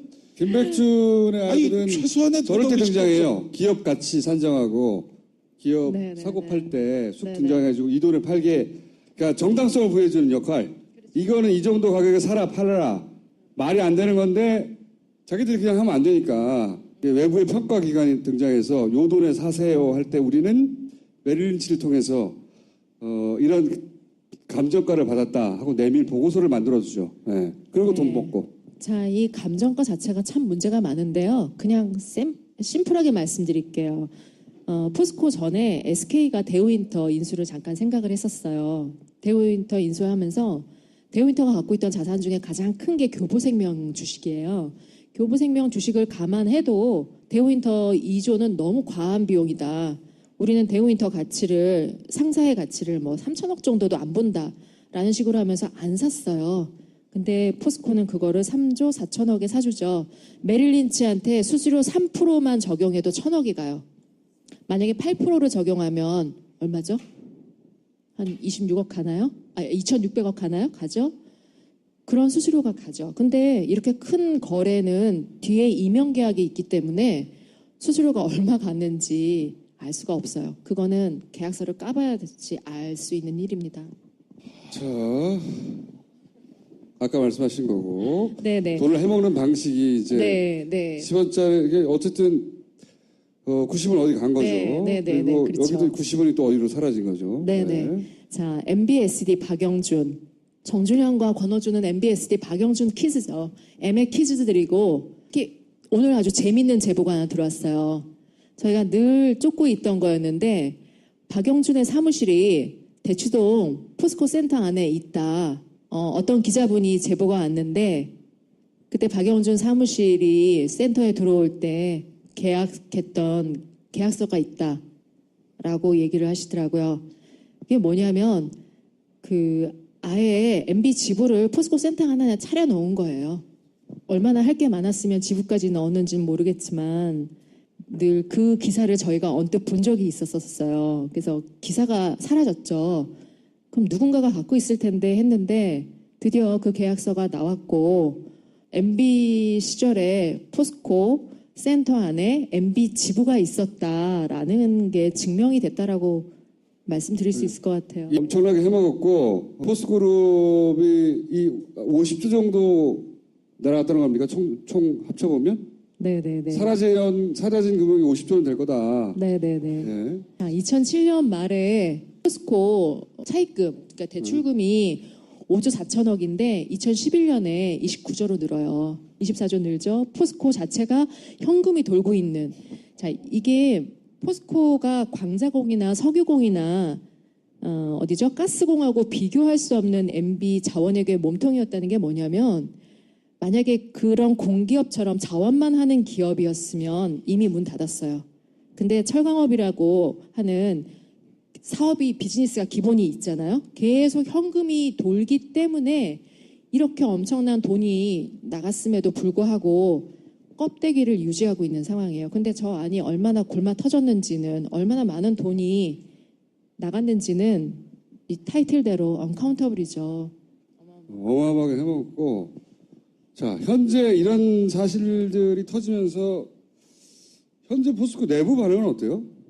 직원들은 솔직히 저부터 그런 생각을 했죠. 그 많던 돈은 다 어디 갔을까. 그리고 권호준 회장이 들어왔을 때 박근혜가 아무리 닭 같은 여자라 하더라도 자기 아버지가 만든 회사니까 포스코에 대해서 진정성이 있을 거라고 믿었어요. 그래도 포스코에 대해서는 저 여자가 뭔가 하겠지. 그리고 저 여자가 권호준을 만든 줄 알았더니 그 멍청한 여자는 자기 아버지 회사에 회장 세우는 것도 아무런 권호준이 들어가는지도 모르고 있었어요. 그럼 권호준을 세운 사람은 누구냐라는 부분이겠죠. 단순히 최순실이 아니에요. 최순실이 그런 말을 합니다. 자기 측근에게, 자기 신복에게 내가 만든 공기업 인사 중에 권호준이 최악이다라는 얘기를 했다는 거예요. 왜 최악? 최순실이요? 네. 아니 최순실이 최악의 인사라고 하면 말도 안 거 아닙니까?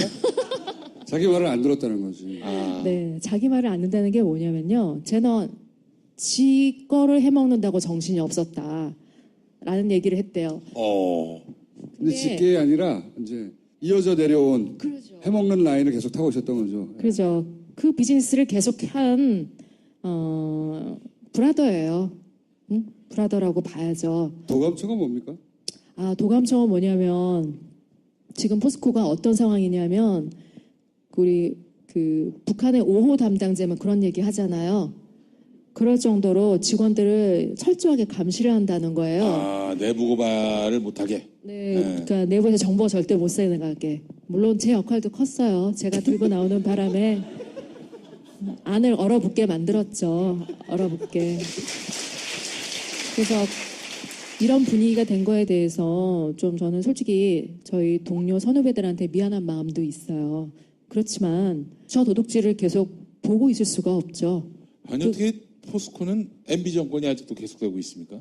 MB 사람들이 그대로 있으니까 계속되고 있죠. 또 지금 네. 정부가 나서서 이 주무르기엔 또 민간 기업의 허울을 또 쓰고 있는 것이고. 네, 민간 기업의 허울을 쓰고 있기 때문에 지금 우리 문정부는 절차와 그 정당성을 굉장히 중시하시잖아요. 그래서 이걸 정리해 줄 수 있는 곳은 언론이 나서 주셔야 돼요.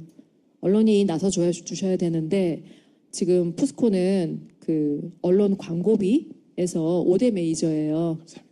포스코가 무슨 소비재 기업도 아님에도 불구하고 광고비 5대 메이저로 꼽힌다는 건 굉장히 문제가 크죠. 그러니 언론이 포스코에 대해서는 보도를 하지 않는다고 말씀을 드릴게요. 이것도 포스코가 만든 겁니까? 캔이요. 캔.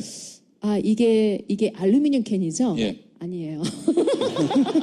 자, 요 얘기를 잠깐 드리면 네이버 사실 이 포스코 문제에 관심을 집중적으로 가지는 것이 그렇게 많지 않아요. PD수첩에서 다뤘는데 다뤘다는 걸 몰라요, 사람들이. 원래 이제 모든 프로그램을 챙겨볼 수 없으니까 사람들은 시간이 지나면 그날의 검색어나 그 다음에 뉴스나 그 프로그램이 일으킨 파장 이런 걸 접하고 다시 확인하잖아요.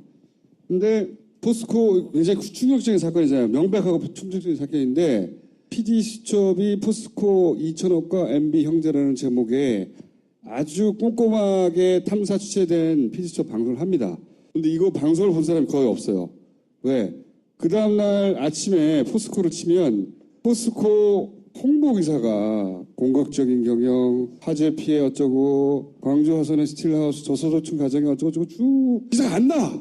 알고 보니까 포스코가 이거를 기사를 밀어낸 거예요. 기사를 밀어낸 거예요. 그러니까 포스코 쳐도 한두 페이지를 쳐도 안 나오니까 묻힌 거죠. 포털에 묻어버린 거죠. 자, 그것 좀 얘기해 주세요. 네. 대기업, 포스코 같은 네. 대기업이 네이버를 네. 어떻게 관리하는지. 네, 어떻게 하는지 이제 예산부터 말씀을 드릴게요. 연간 예산을 포털에 배정을 해요. 언론사에 배정하듯이 똑같이 포털에 배정을 하고, 그리고 PD수첩 같은 경우는 포스코에서 엄청 신경을 썼겠죠?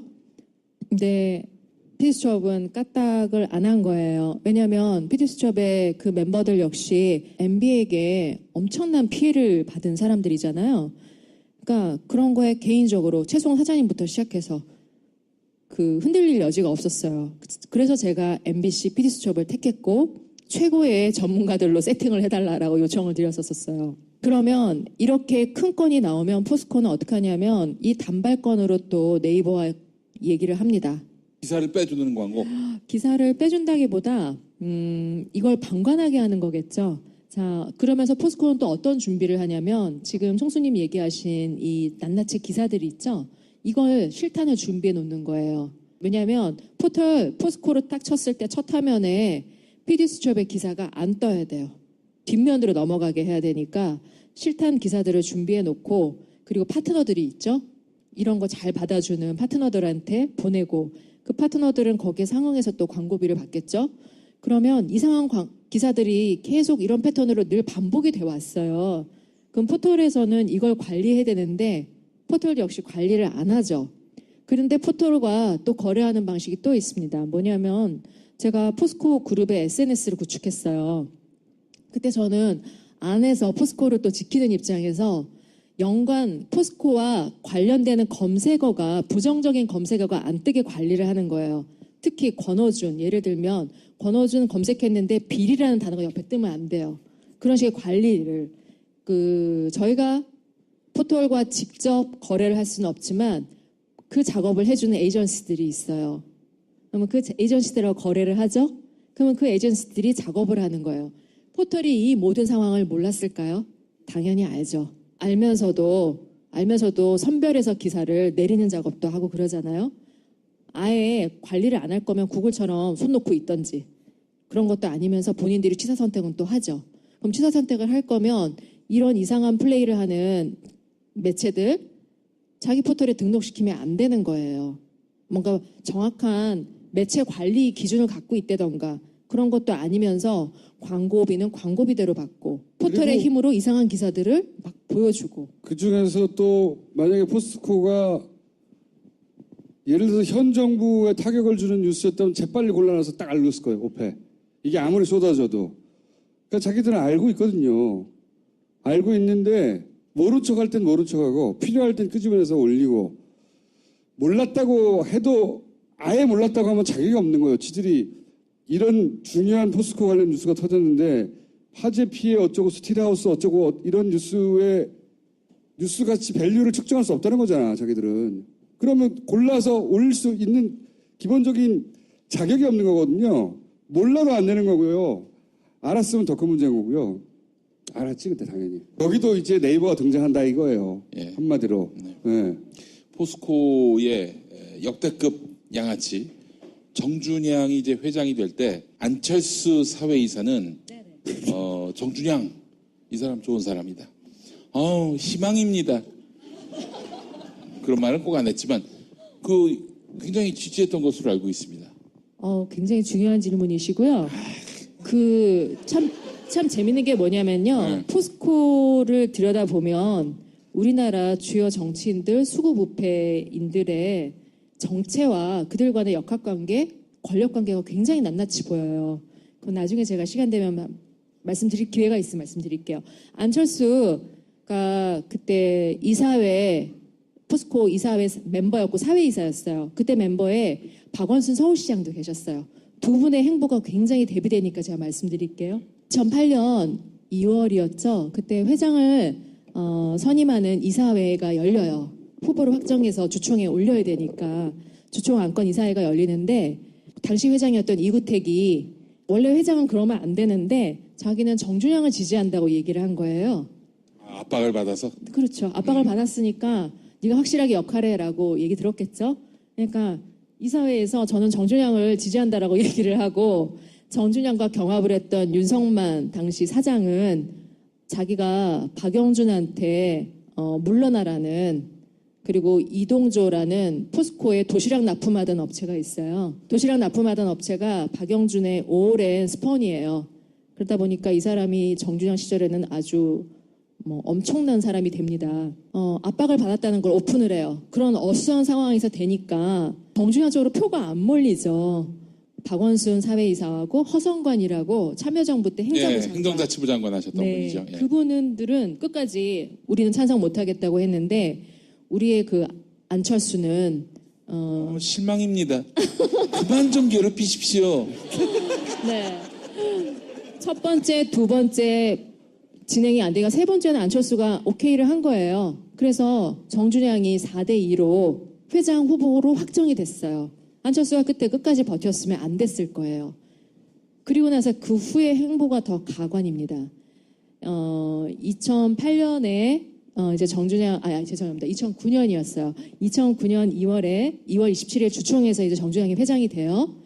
그리고 나서 박원순 시장은 사회이사를 사퇴해요. 사퇴하고 허성관 이분의 행적은 제가 좀 기억이 안 나네요. 안철수 사회이사는 어떻게 되냐면 그 다음에 2010년에 포스코 이사회 의장이 돼요. 의장. 네. 그런데 그럼 안철수가 포스코 이사회 의장일 때 포스코에서는 어떤 일들이 일어나냐. 아까 말씀드린 대우인터 3조 4천억 원 매입, 성진지오텍 부채 비율 1600%의 회사를 1600억에 삽니다. 그리고 계속 증자를 해서 지금까지 성진지오텍에 들어간 돈이 1조예요.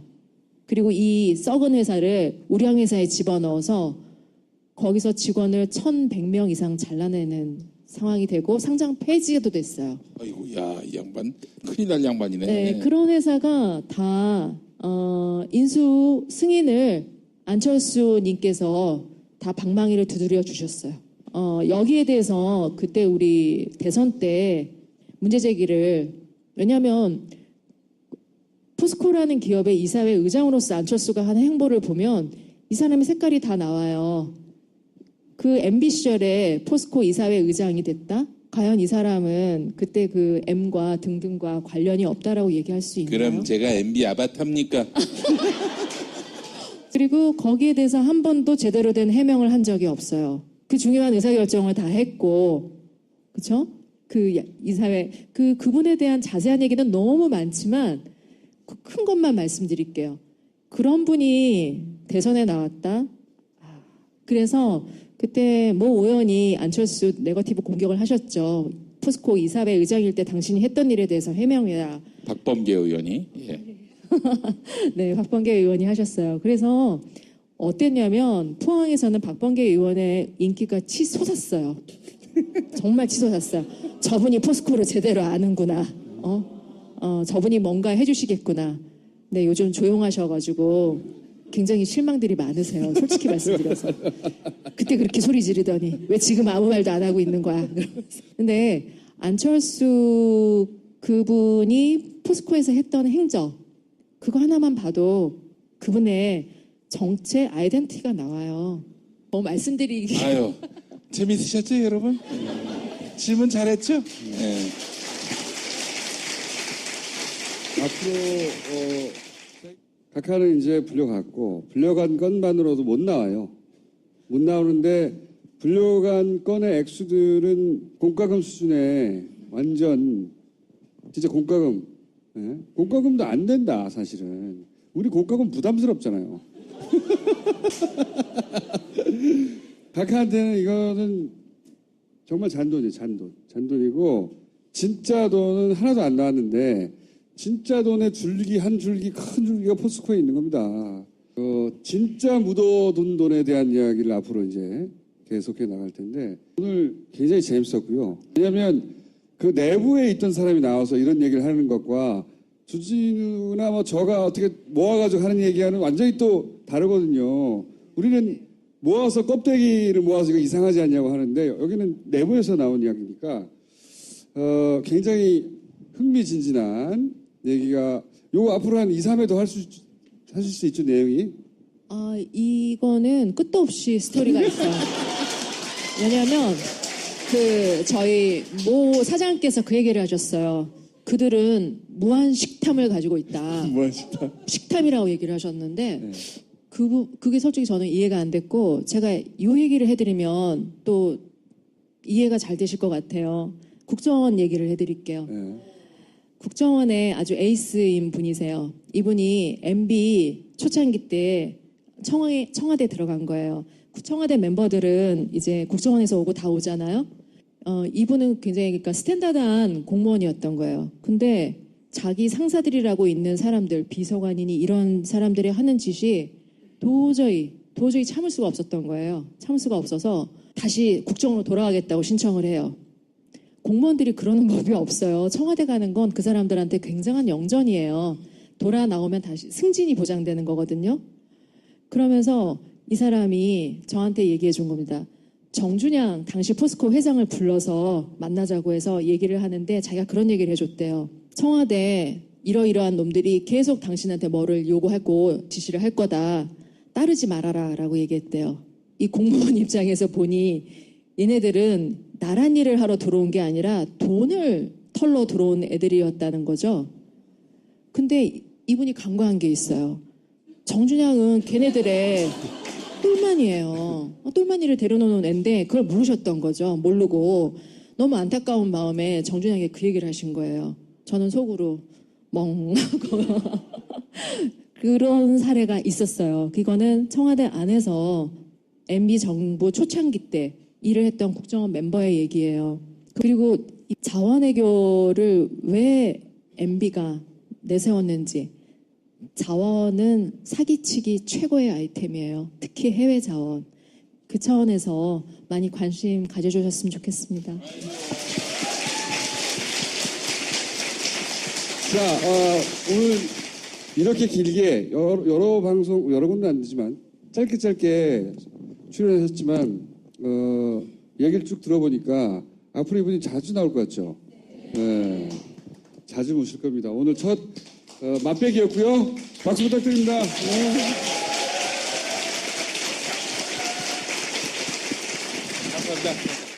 공부를 시키는 건지 감금을 시키는 건지 내쫓아진 애들도 있다. 유별난 책임감으로 가르치는 학원. 다들 집에 가면 공부는 안 하잖아요. 주신 게임 아카데미. 한 달호 불만족 시 수강료를 전액 환불합니다. 요즘 핫한 서비스인 팟캐스트. 누구나 팟캐스트를 만들고 들을 수 있는 파티를 소개합니다. 그럼 나만의 방송국을 만들어 볼까요? 먼저 파티 앱을 다운받고 방송국 만들기 버튼을 클릭. 이후 개설하기만 누르면 끝. 정말 간단하죠? 이제 멋지게 편집된 방송을 올려볼까요? 각 항목의 정보를 입력한 후 올리기만 누르면 간편하게 완료. 나만의 스튜디오 파티. 지금 만나보세요.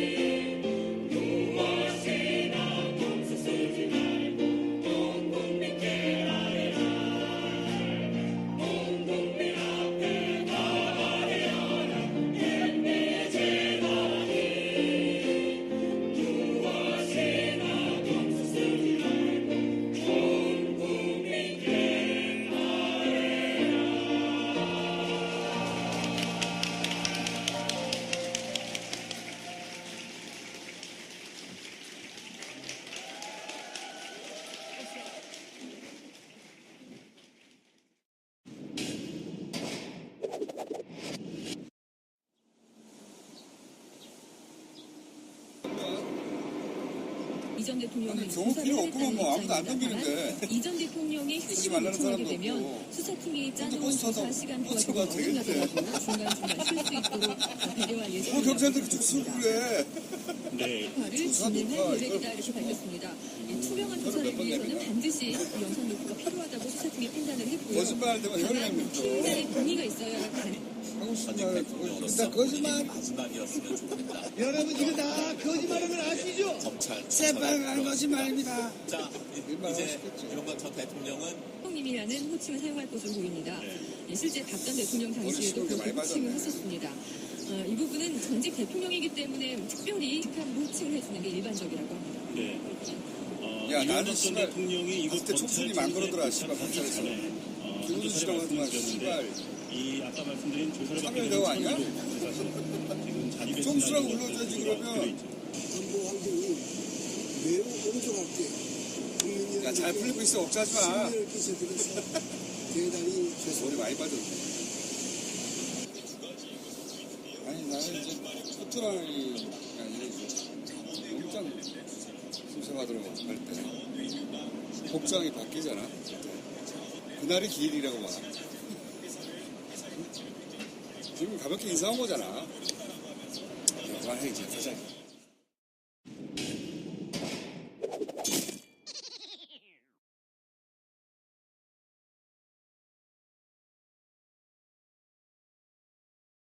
지역 선관위 251개 구역 내에 컨테이너 박스나 이런 걸 아예 모델링을 만들어서 거기에 보관을 해서 외부에서나 내부에서나 다 볼 수 있게끔 하는 것이 어떻겠냐라는 제안이 지금 되어 있는.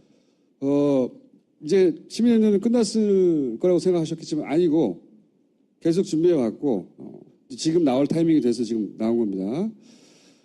그래서 혹자들이 그 시민회동이 그 감시병에 걸린 사람들이 미쳤다 이렇게 얘기를 하는데 음모론에 젖어서. 그렇지 않습니다. 저희는 초중파 운동이고요.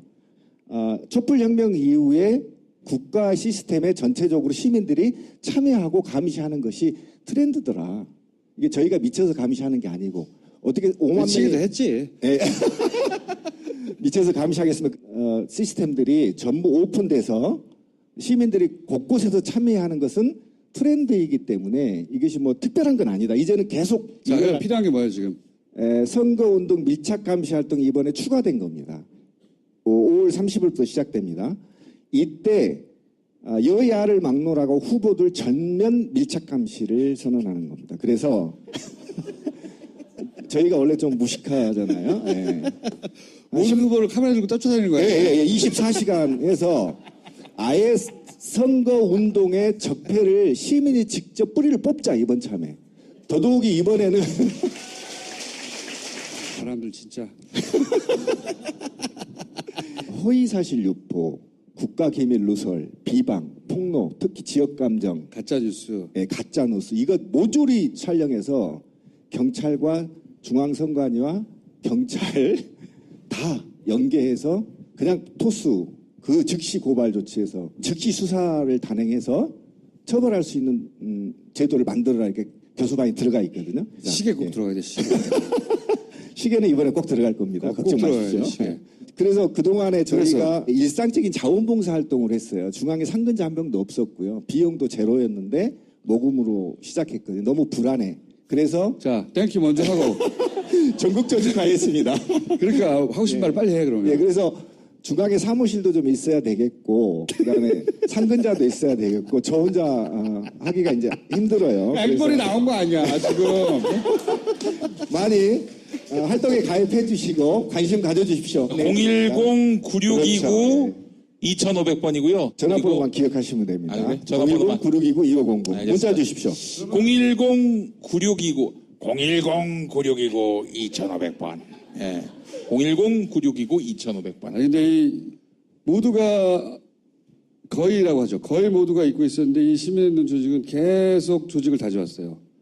다 잊고 있을 때 다시 등장한 겁니다. 우리 이렇게 그만큼 준비되어 있으니까 도와달라고. 이 시민운동 도와줘야 돼요. 누구나 할 수 있습니다. 누구나 할 수 있고 밤잠 없으면 됩니다. 근데 선거 시스템은 굉장히 단순하고 투명해야 됩니다. 그렇지. 이 시스템이 후진적이라면 선진적 시스템을 도입하는 게 맞거든요. 가장 그래서 원시적으로 그렇죠. 누구나 쉽게 해야 보면 된다. 아 그렇구나라고 인식해야 되는데 독일처럼 해야 돼. 예. 지금 굉장히 어렵습니다. 대부분의 유럽 국가처럼 해요. 투표하고 거기 까고 사람이 세고 그게 기술이 없어서 그렇게 하는 게 아니에요. 그게 가장 간단한 거예요. 왜 그걸 안 하냐고 그렇게. 지금 그렇게 안 돌아가고 있으니 일단 그 전까지는 몸빵하는 겁니다.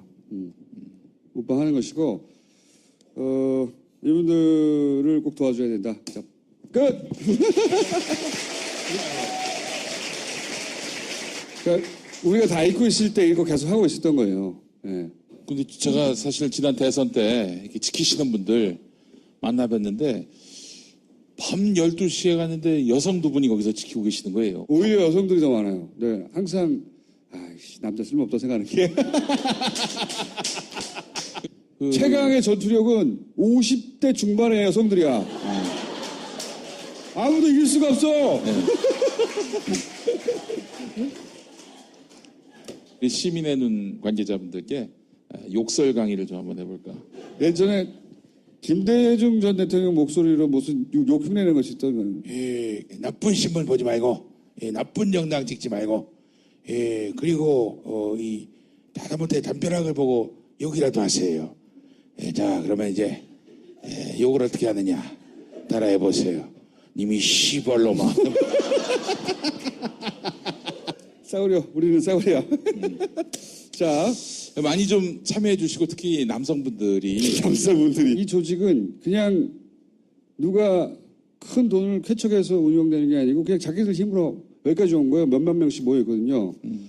자기 일상 하다가 선거됐다가 지금 막 모여서 이거 하고 다시 돌아가고 그런 거예요. 도와줘야 됩니다. 온갖 음해에 시달렸어. 여러분 이거 다 거짓말하는 걸 아시죠? 허풍입니다, 허풍. 누가 나에게 거울을 던질 수 있을까요?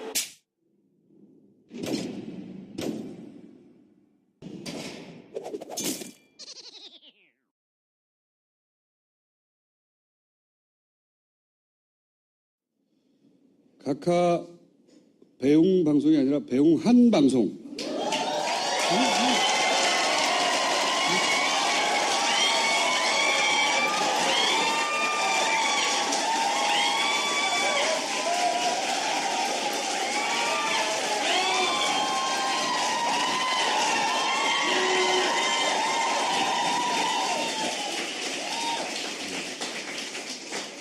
그만해.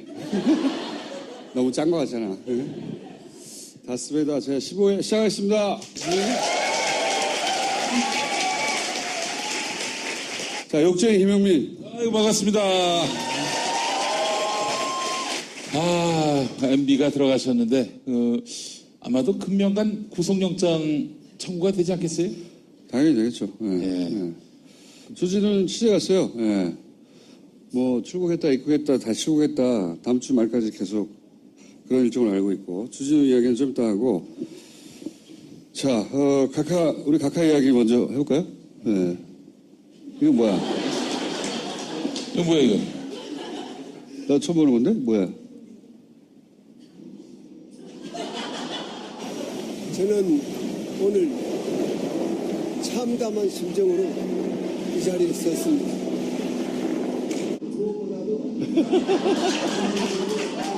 그거 아침에 찍은 거야? 아침에. 심려를 끼쳐드려서 대단히 죄송합니다. 전직 대통령으로 역사에서 이번 일로 마지막이 되었으면 합니다. 다시 한번 국민 여러분들에게 죄송스럽다는 말씀을 말을 왜 하나도 안 나와? 네 조시다라고 했던 것 같은데. 저도 출석 장면 라이브로 봤거든요. 그래서 저희가 이제 원래 큰 일이기 때문에 딴지일보를 투입했어요. 아무것도 취재할 게 없는 거야. 한편에 수묵화야, 수묵화.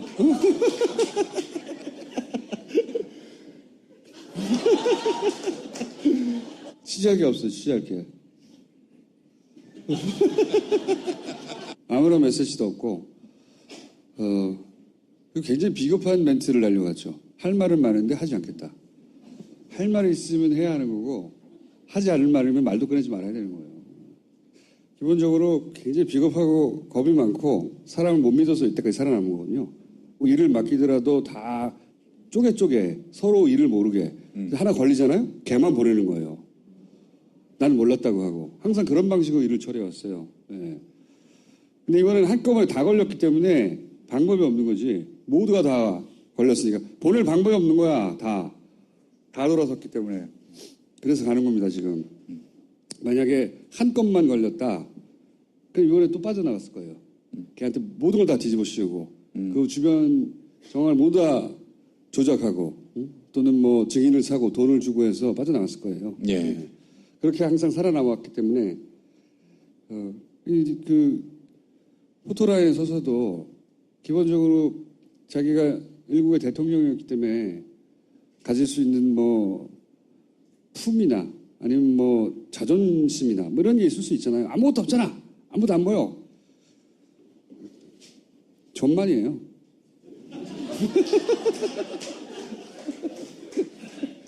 너 이름이 뭐지? 다음 주에 오늘 출두했을 때 발언을 갖고 한번 새로운 연설을 만들어 보겠습니다. 오늘은 원소스가 없어서 법률가들 이야기를 들어보니까 다음 주 중반쯤 아마 영장이 늦어도 그때까지는 청구가 되고 목요일 금요일쯤에는 실질 심사를 통해서 갈지 말지가 결정될 것 같다. 주말쯤에는 뭐 이야기를 떨어지겠죠. 김용민의 정치쇼에서 오늘 다뤘습니다. 예. 그리고 이제 주진우는 삼성 관련 취재를 갔어요. 예. 삼성은 원래 항상 권력 뒤에서 권력을 통해서 뭔가를 움직였는데 이제는 자기들 앞을 가려줄 권력이 없으니까 막 직접 움직여요. 예. 전 다음 대선에 이재용 씨가 출마하는 게 아닐까 그런 생각도 해봐요. 예. 이번에 주진우가 확인한 건 삼성 3기죠. 네, 세 번째. 3기는 아직 선거 시스템은 변한 것이 없다. 이거 완전 못방을 하는 거거든요. 다 하시잖아요. 무식하게 그냥 서서 밤새는 거. 24시간. 5일 동안. 개 무식하게 그냥. 그 앞에 딱 서 있는 거 아니야, 문 앞에. 아마 해방일에 가장 무식한 단체. 특별한 기술 필요 없고 가만 서 있는 거거든요. 문 앞에. 그런데 말이죠. 진짜 위력이 대단합니다. 누가 근처에서 부정할 생각을 그 문 앞에까지 못 가게 하는 경우도 있어요. 그렇죠. 그러면 출입구가 많으니까. 그래서 용인의 기흥구 같은 경우에는 건물 외곽 그것도 담장 옆에 거기서 못 들어가게 하니까 담장 너머 그 반대편에서 카메라를 대고 텐트 치고. 텐트 치고 막 싸우기도 하고 막 싸우라고 그랬어요. 그래야 이제 미친놈들이 있다 저기. 진짜 미친 짓이라고 난 생각해요. 내가 그 현장을 여러 번 봤기 때문에. 용인 선관위는 춥죠. 매우 굉장히 춥습니다. 산 안에 있어서. 그 용인시청이 산기슭에 있어요. 그러니까 산기슭에 있는 선관위 그 앞에 거기서 이제 건물 옆 건물에 가가지고 했는데 몸싸움하고 멱살 잡고 하던 난리가 났었어요. 거기는 진짜. 이번에는 어떻게 합니까? 다른 적폐들은 하나씩 청산해 가기 시작하는데 선거 시스템이 헌법기관이잖아요. 그래서 금단의 영역처럼 느껴졌어요. 지금. 또 거기에는 관료주의가 굉장히 깊게 자리 잡고 있습니다.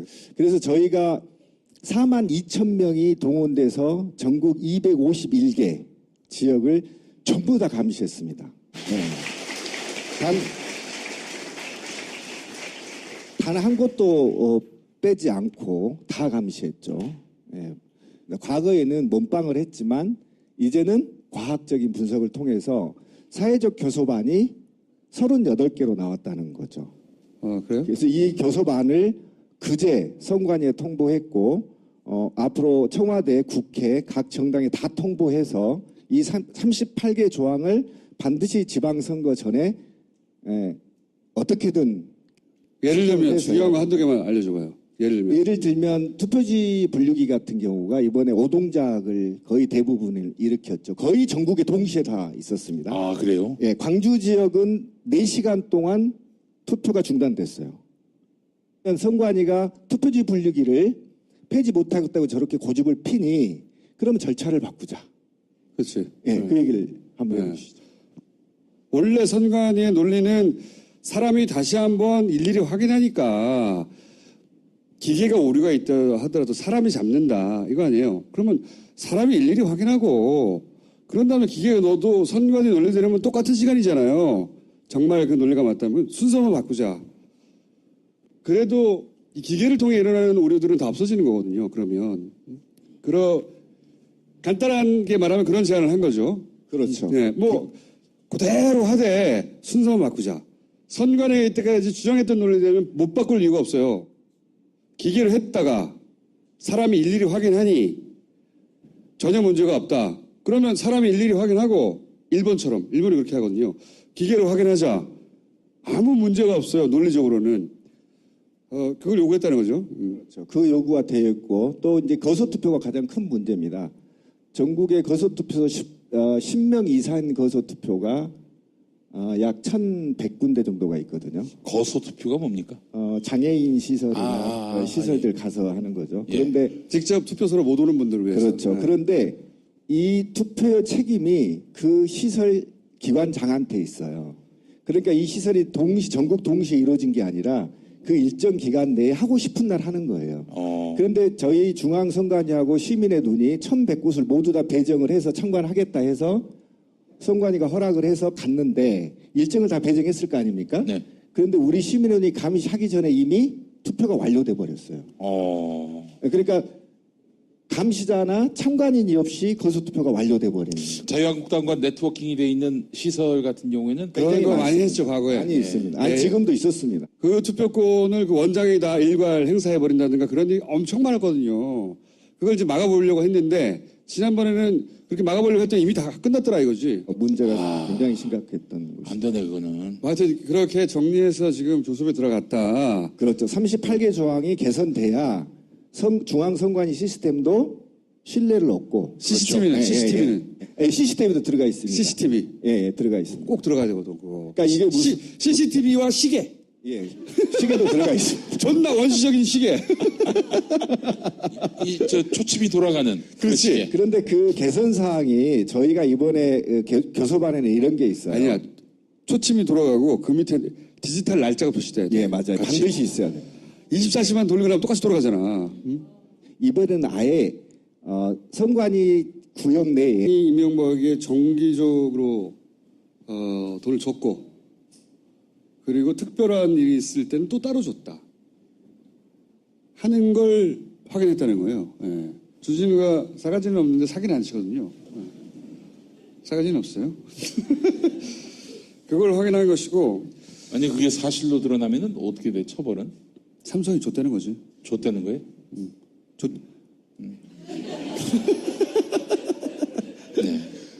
김영란법 위반인가? 여튼 출국 전날 밤에 이제 만났거든요. 만나면서 사실 신세 한탄 했어요, 둘이서. 씨발, 인생 족같다고. 이번 주에 이명박 전 대통령이 이제 포토라인에 쓰게 되는데 그 현장에 가시죠? 못 갈 것 같습니다. 중요한 취재가 있어서 제가 지금 어디 급히 출장 가고 있습니다. 공항 가는 길입니다. 이명박 포토라인 보겠다고 우리가 한 9년, 10년 달려왔는데, 자, 어쨌든 주진우 응원해 주시고, 삼성이 따라붙었겠죠?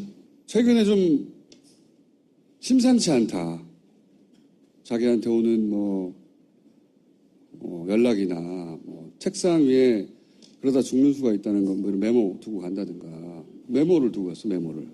최근 기술 하나, 짧은 거 소개해드리면, 예를 들어서, 지난 방송 내용이잖아요. 제가 한 말을 완전히 뒤집어서 왜곡한 거거든요. 순서를 바꿔서.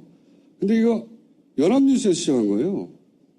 보통 사람들은 연합은 팩트를 있는 그대로 보도한다고 생각하기 때문에 그냥 받아들여서 엄청 많이 받았어요. 근데 예를 들어서 이런 거, JTBC가 박수 받아야 하지만, 그러나 사람들이 불만이 있다. 왜 한쪽 지역만 나오냐. 내가 한 말은 이게 아니야. 내가 한 말 완전히 거꾸로야. 불만이 있는데, 근데 JTBC는 박수를 받아야 한다는 거거든. 거꾸로거든. 그리고 한쪽 지역만 나온다 이런 얘기 있는데, 그럼 지금은 그런 얘기를 하면 안 된다는 거거든. 아, 씨발, 완전히 반대잖아. 아니, 굉장히 흔한 기술이긴 해요, 이게. 흔한 기술이긴 한데, 근데 다스베이드는 인터넷에 멀쩡히 떠 있잖아요. 긴 내용도 아니라 3분만 보면 다 확인할 수 있는데, 여기 기술 들어온 거거든, 이거. 완전 사기인데? 이런 건 과거에도 많았어요. 김어준을 씹는 패턴이 있습니다.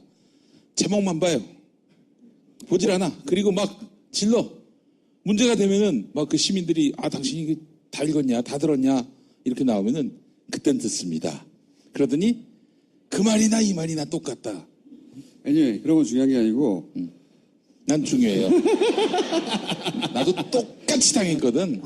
이거 뭐 진짜 뭐 원래 예전부터 그래왔고. 매뉴얼이 있나 봐 이게. 학대 재생산 되면 사실 누군가 끊어줄 법도 하잖아요. 들어봤는데 그거 아니라고. 들어봤는데 그거 아니라고 확인한 기자들도 기사를 써주진 않아요. 왜냐 김어준 두준하면은 좀 폼이 안 나니까.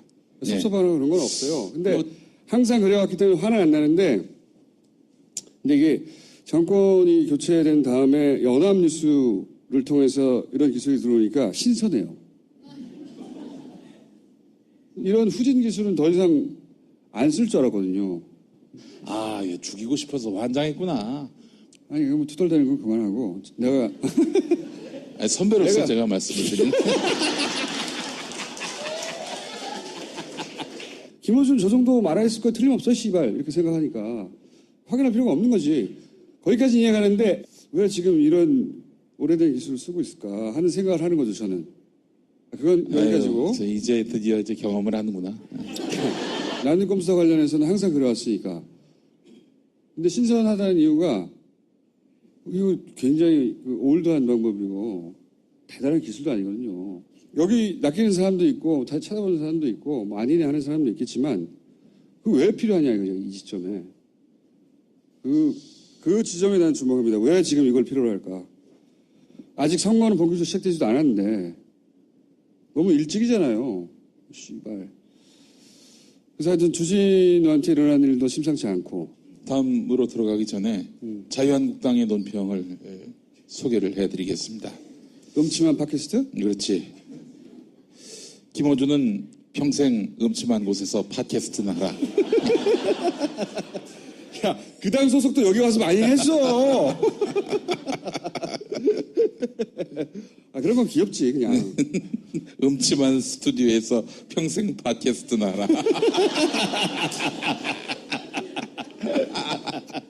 그런 건 귀여운 거고. 자, 이 시점쯤에 준비해야 할 일이 있어서 잠깐 짚고 넘어갈게. 이번 지방선거는 제가 개인적으로 굉장히 중요한 지방선거입니다. 지방선거가 안 중요한 적이 어딨어. 총선이 안 중요한 적이 어딨어 하겠지만, 이 지방선거는 다음 대선판을 새로 짜는 기점이에요. 이 의미를 보면 보수에는 후보가 없어요, 지금. 유승민은 너무 스스로 똑똑해서 이런 이 컨트롤 타워 말을 잘 안 듣는 스타일이고, 안철수 대표 정도가 딱 좋은데 손잡기. 국민당 뻐개고 막 호남 버리고, 그래서 이쪽에 붙는 그림을 만들어 놨잖아요. 지방선거 이후 보수의 재편의 밑그림을 이제 짜놓은 거거든요, 이게. 지금 막 개헌 반대하잖아요. 원래는 걔네들이 개헌하자고 그랬어요. 개헌을 반대하는 이유는 한 가지입니다. 다음 대선을 위한 권력 분점의 그림이 안 나온 거예요. 예전에 막 제3지대니 막 할 때는 네가 총리해, 응? 네가 뭐 외치해, 내가 외치하고 내가 대통령하고 권력 분점의 그림이 있었거든요. 이번에는 그 그림이 안 나왔기 때문에 개헌을 하면 안 되는 거예요. 걔네 입장에서는. 구도가 쓰면 거기에 맞춰서 개헌하자고 이제 치고 나올 거예요, 다시. 이 개헌하는 것이 우리의 이익을 실현할 수 있는 것인지 없는 것인지 이게 시뮬레이션이 안 되니까 미루는 거죠. 그렇죠. 다음 대선 그림이 잘 안 그려진 거예요. 그래서 자꾸 연기하자고 하는 게 다른 이유가 아니라 네, 여기서 잠시 제가 여담을 하면은 편집이 됩니까? 아니면 그냥 나갑니까? 해봐, 씨발. 예? 그 예전에 안철수 씨가 2012년에 힐링 캠프 나갔었잖아요. 안철수도 나가고 박근혜도 나가고 문재인 대통령도 나가고 안철수 씨가 그때 나와가지고 사전 질문지 있을 거 아니에요. 답변을 쓰고 통째로 외워왔다고 합니다. 통째로 외워왔고 그 예상 외의 질문 원래 없던 질문하면은 앞에 했던 답을 그냥 그대로 다시 반복하고. 예. 아니 자연인 안철수를 욕할 건 없고 정치인 안철수로서 파트너가 누가 될지 예를 들어서 그런 그림이 잘 안 쓰는 거고 그리고 안철수 플러스 누구로 이게 상황이 만들어질지 판단이 지금 안 되고 있는 거고 게다가 또 홍준표 대표가 만만치 않게 지금 당을 꿰차고 있어요. 그것도 이 보수 재편의 그림을 그리는데 밑그림을 그리는데 걸림돌이에요. 이 양반도 여우라 잘 버티고 있어요 지금. 여하간 보수 재편의 밑그림이 그려지는 출발점이 지방선거의 결과이기 때문에 이게 대선에 이어지는 겁니다. 그래서 저 홍준표 지사가 얼마 전에 김경수 민주당 의원한테 너 저 경남지사 출마하지 마라. 이렇게 얘기했다는 거예요. 그러니까 경남에서 승리를 해야 자기의 이제 백그라운드, 텃밭이 생기는 거죠. 그래서 경남만은 사수하기 위해서 아마 경남 선거를 홍준표 대표는 생명이 굉장히 끈질긴 네. 사람이에요. 제가 오랫동안 알아왔지만 말은 막하지만 보내기에 힘들어서 판이 잘 안 짜지는 것도 있어요.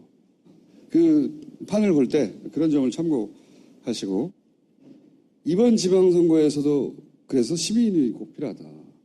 너무 일들이 많다 보니 선거 개표 시스템은 아직 아무도 손도 못 대고 건들지도 않고 다 잊어버렸어요. 저는 이번 정부의 이 개표 시스템 꼭 고쳐야 된다고 생각하거든요. 앞으로 남은 4년 동안. 저는 잊지 않고 있습니다. 아직도 그럼 개표 시스템을 못 믿어야 하는 겁니까? 허점이 많이 있어요. 누군가 의지와 인력만 가진다면 그 허점을 파고들 수 있어요. 문재인 정부 모르게? 누군가 알게 하면 그게 되겠냐, 씨발? 그러네, 씨발. 개표 시스템이 개선되기 전까지는 저는 절대 방심하면 안 된다고 생각해 보세요. 경찰이 댓글 달 줄 누가 알았겠냐고. 그거 상상이나 했어요? 쟤네는 이 상상력에 한계가 없어요. 이거는 이렇게까지는 안 돼서 이게 없어요. 이게 없기 때문에 그걸 누가 어떻게 하겠어 이런 생각을 하면 안 돼요. 연합뉴스 김어준 이번엔 개표 조작론 음모설 이렇게 하나 또 부탁드리겠습니다. 빨리 보내야 됩니다 우리 김어준을. 네. 그 공적 수준에서 전혀 논의가 이루어지지 않기 때문에 그 전까지는 몸빵을 해야 하는 거지. 몸빵 전문 시민의 눈 잠깐 나와주세요.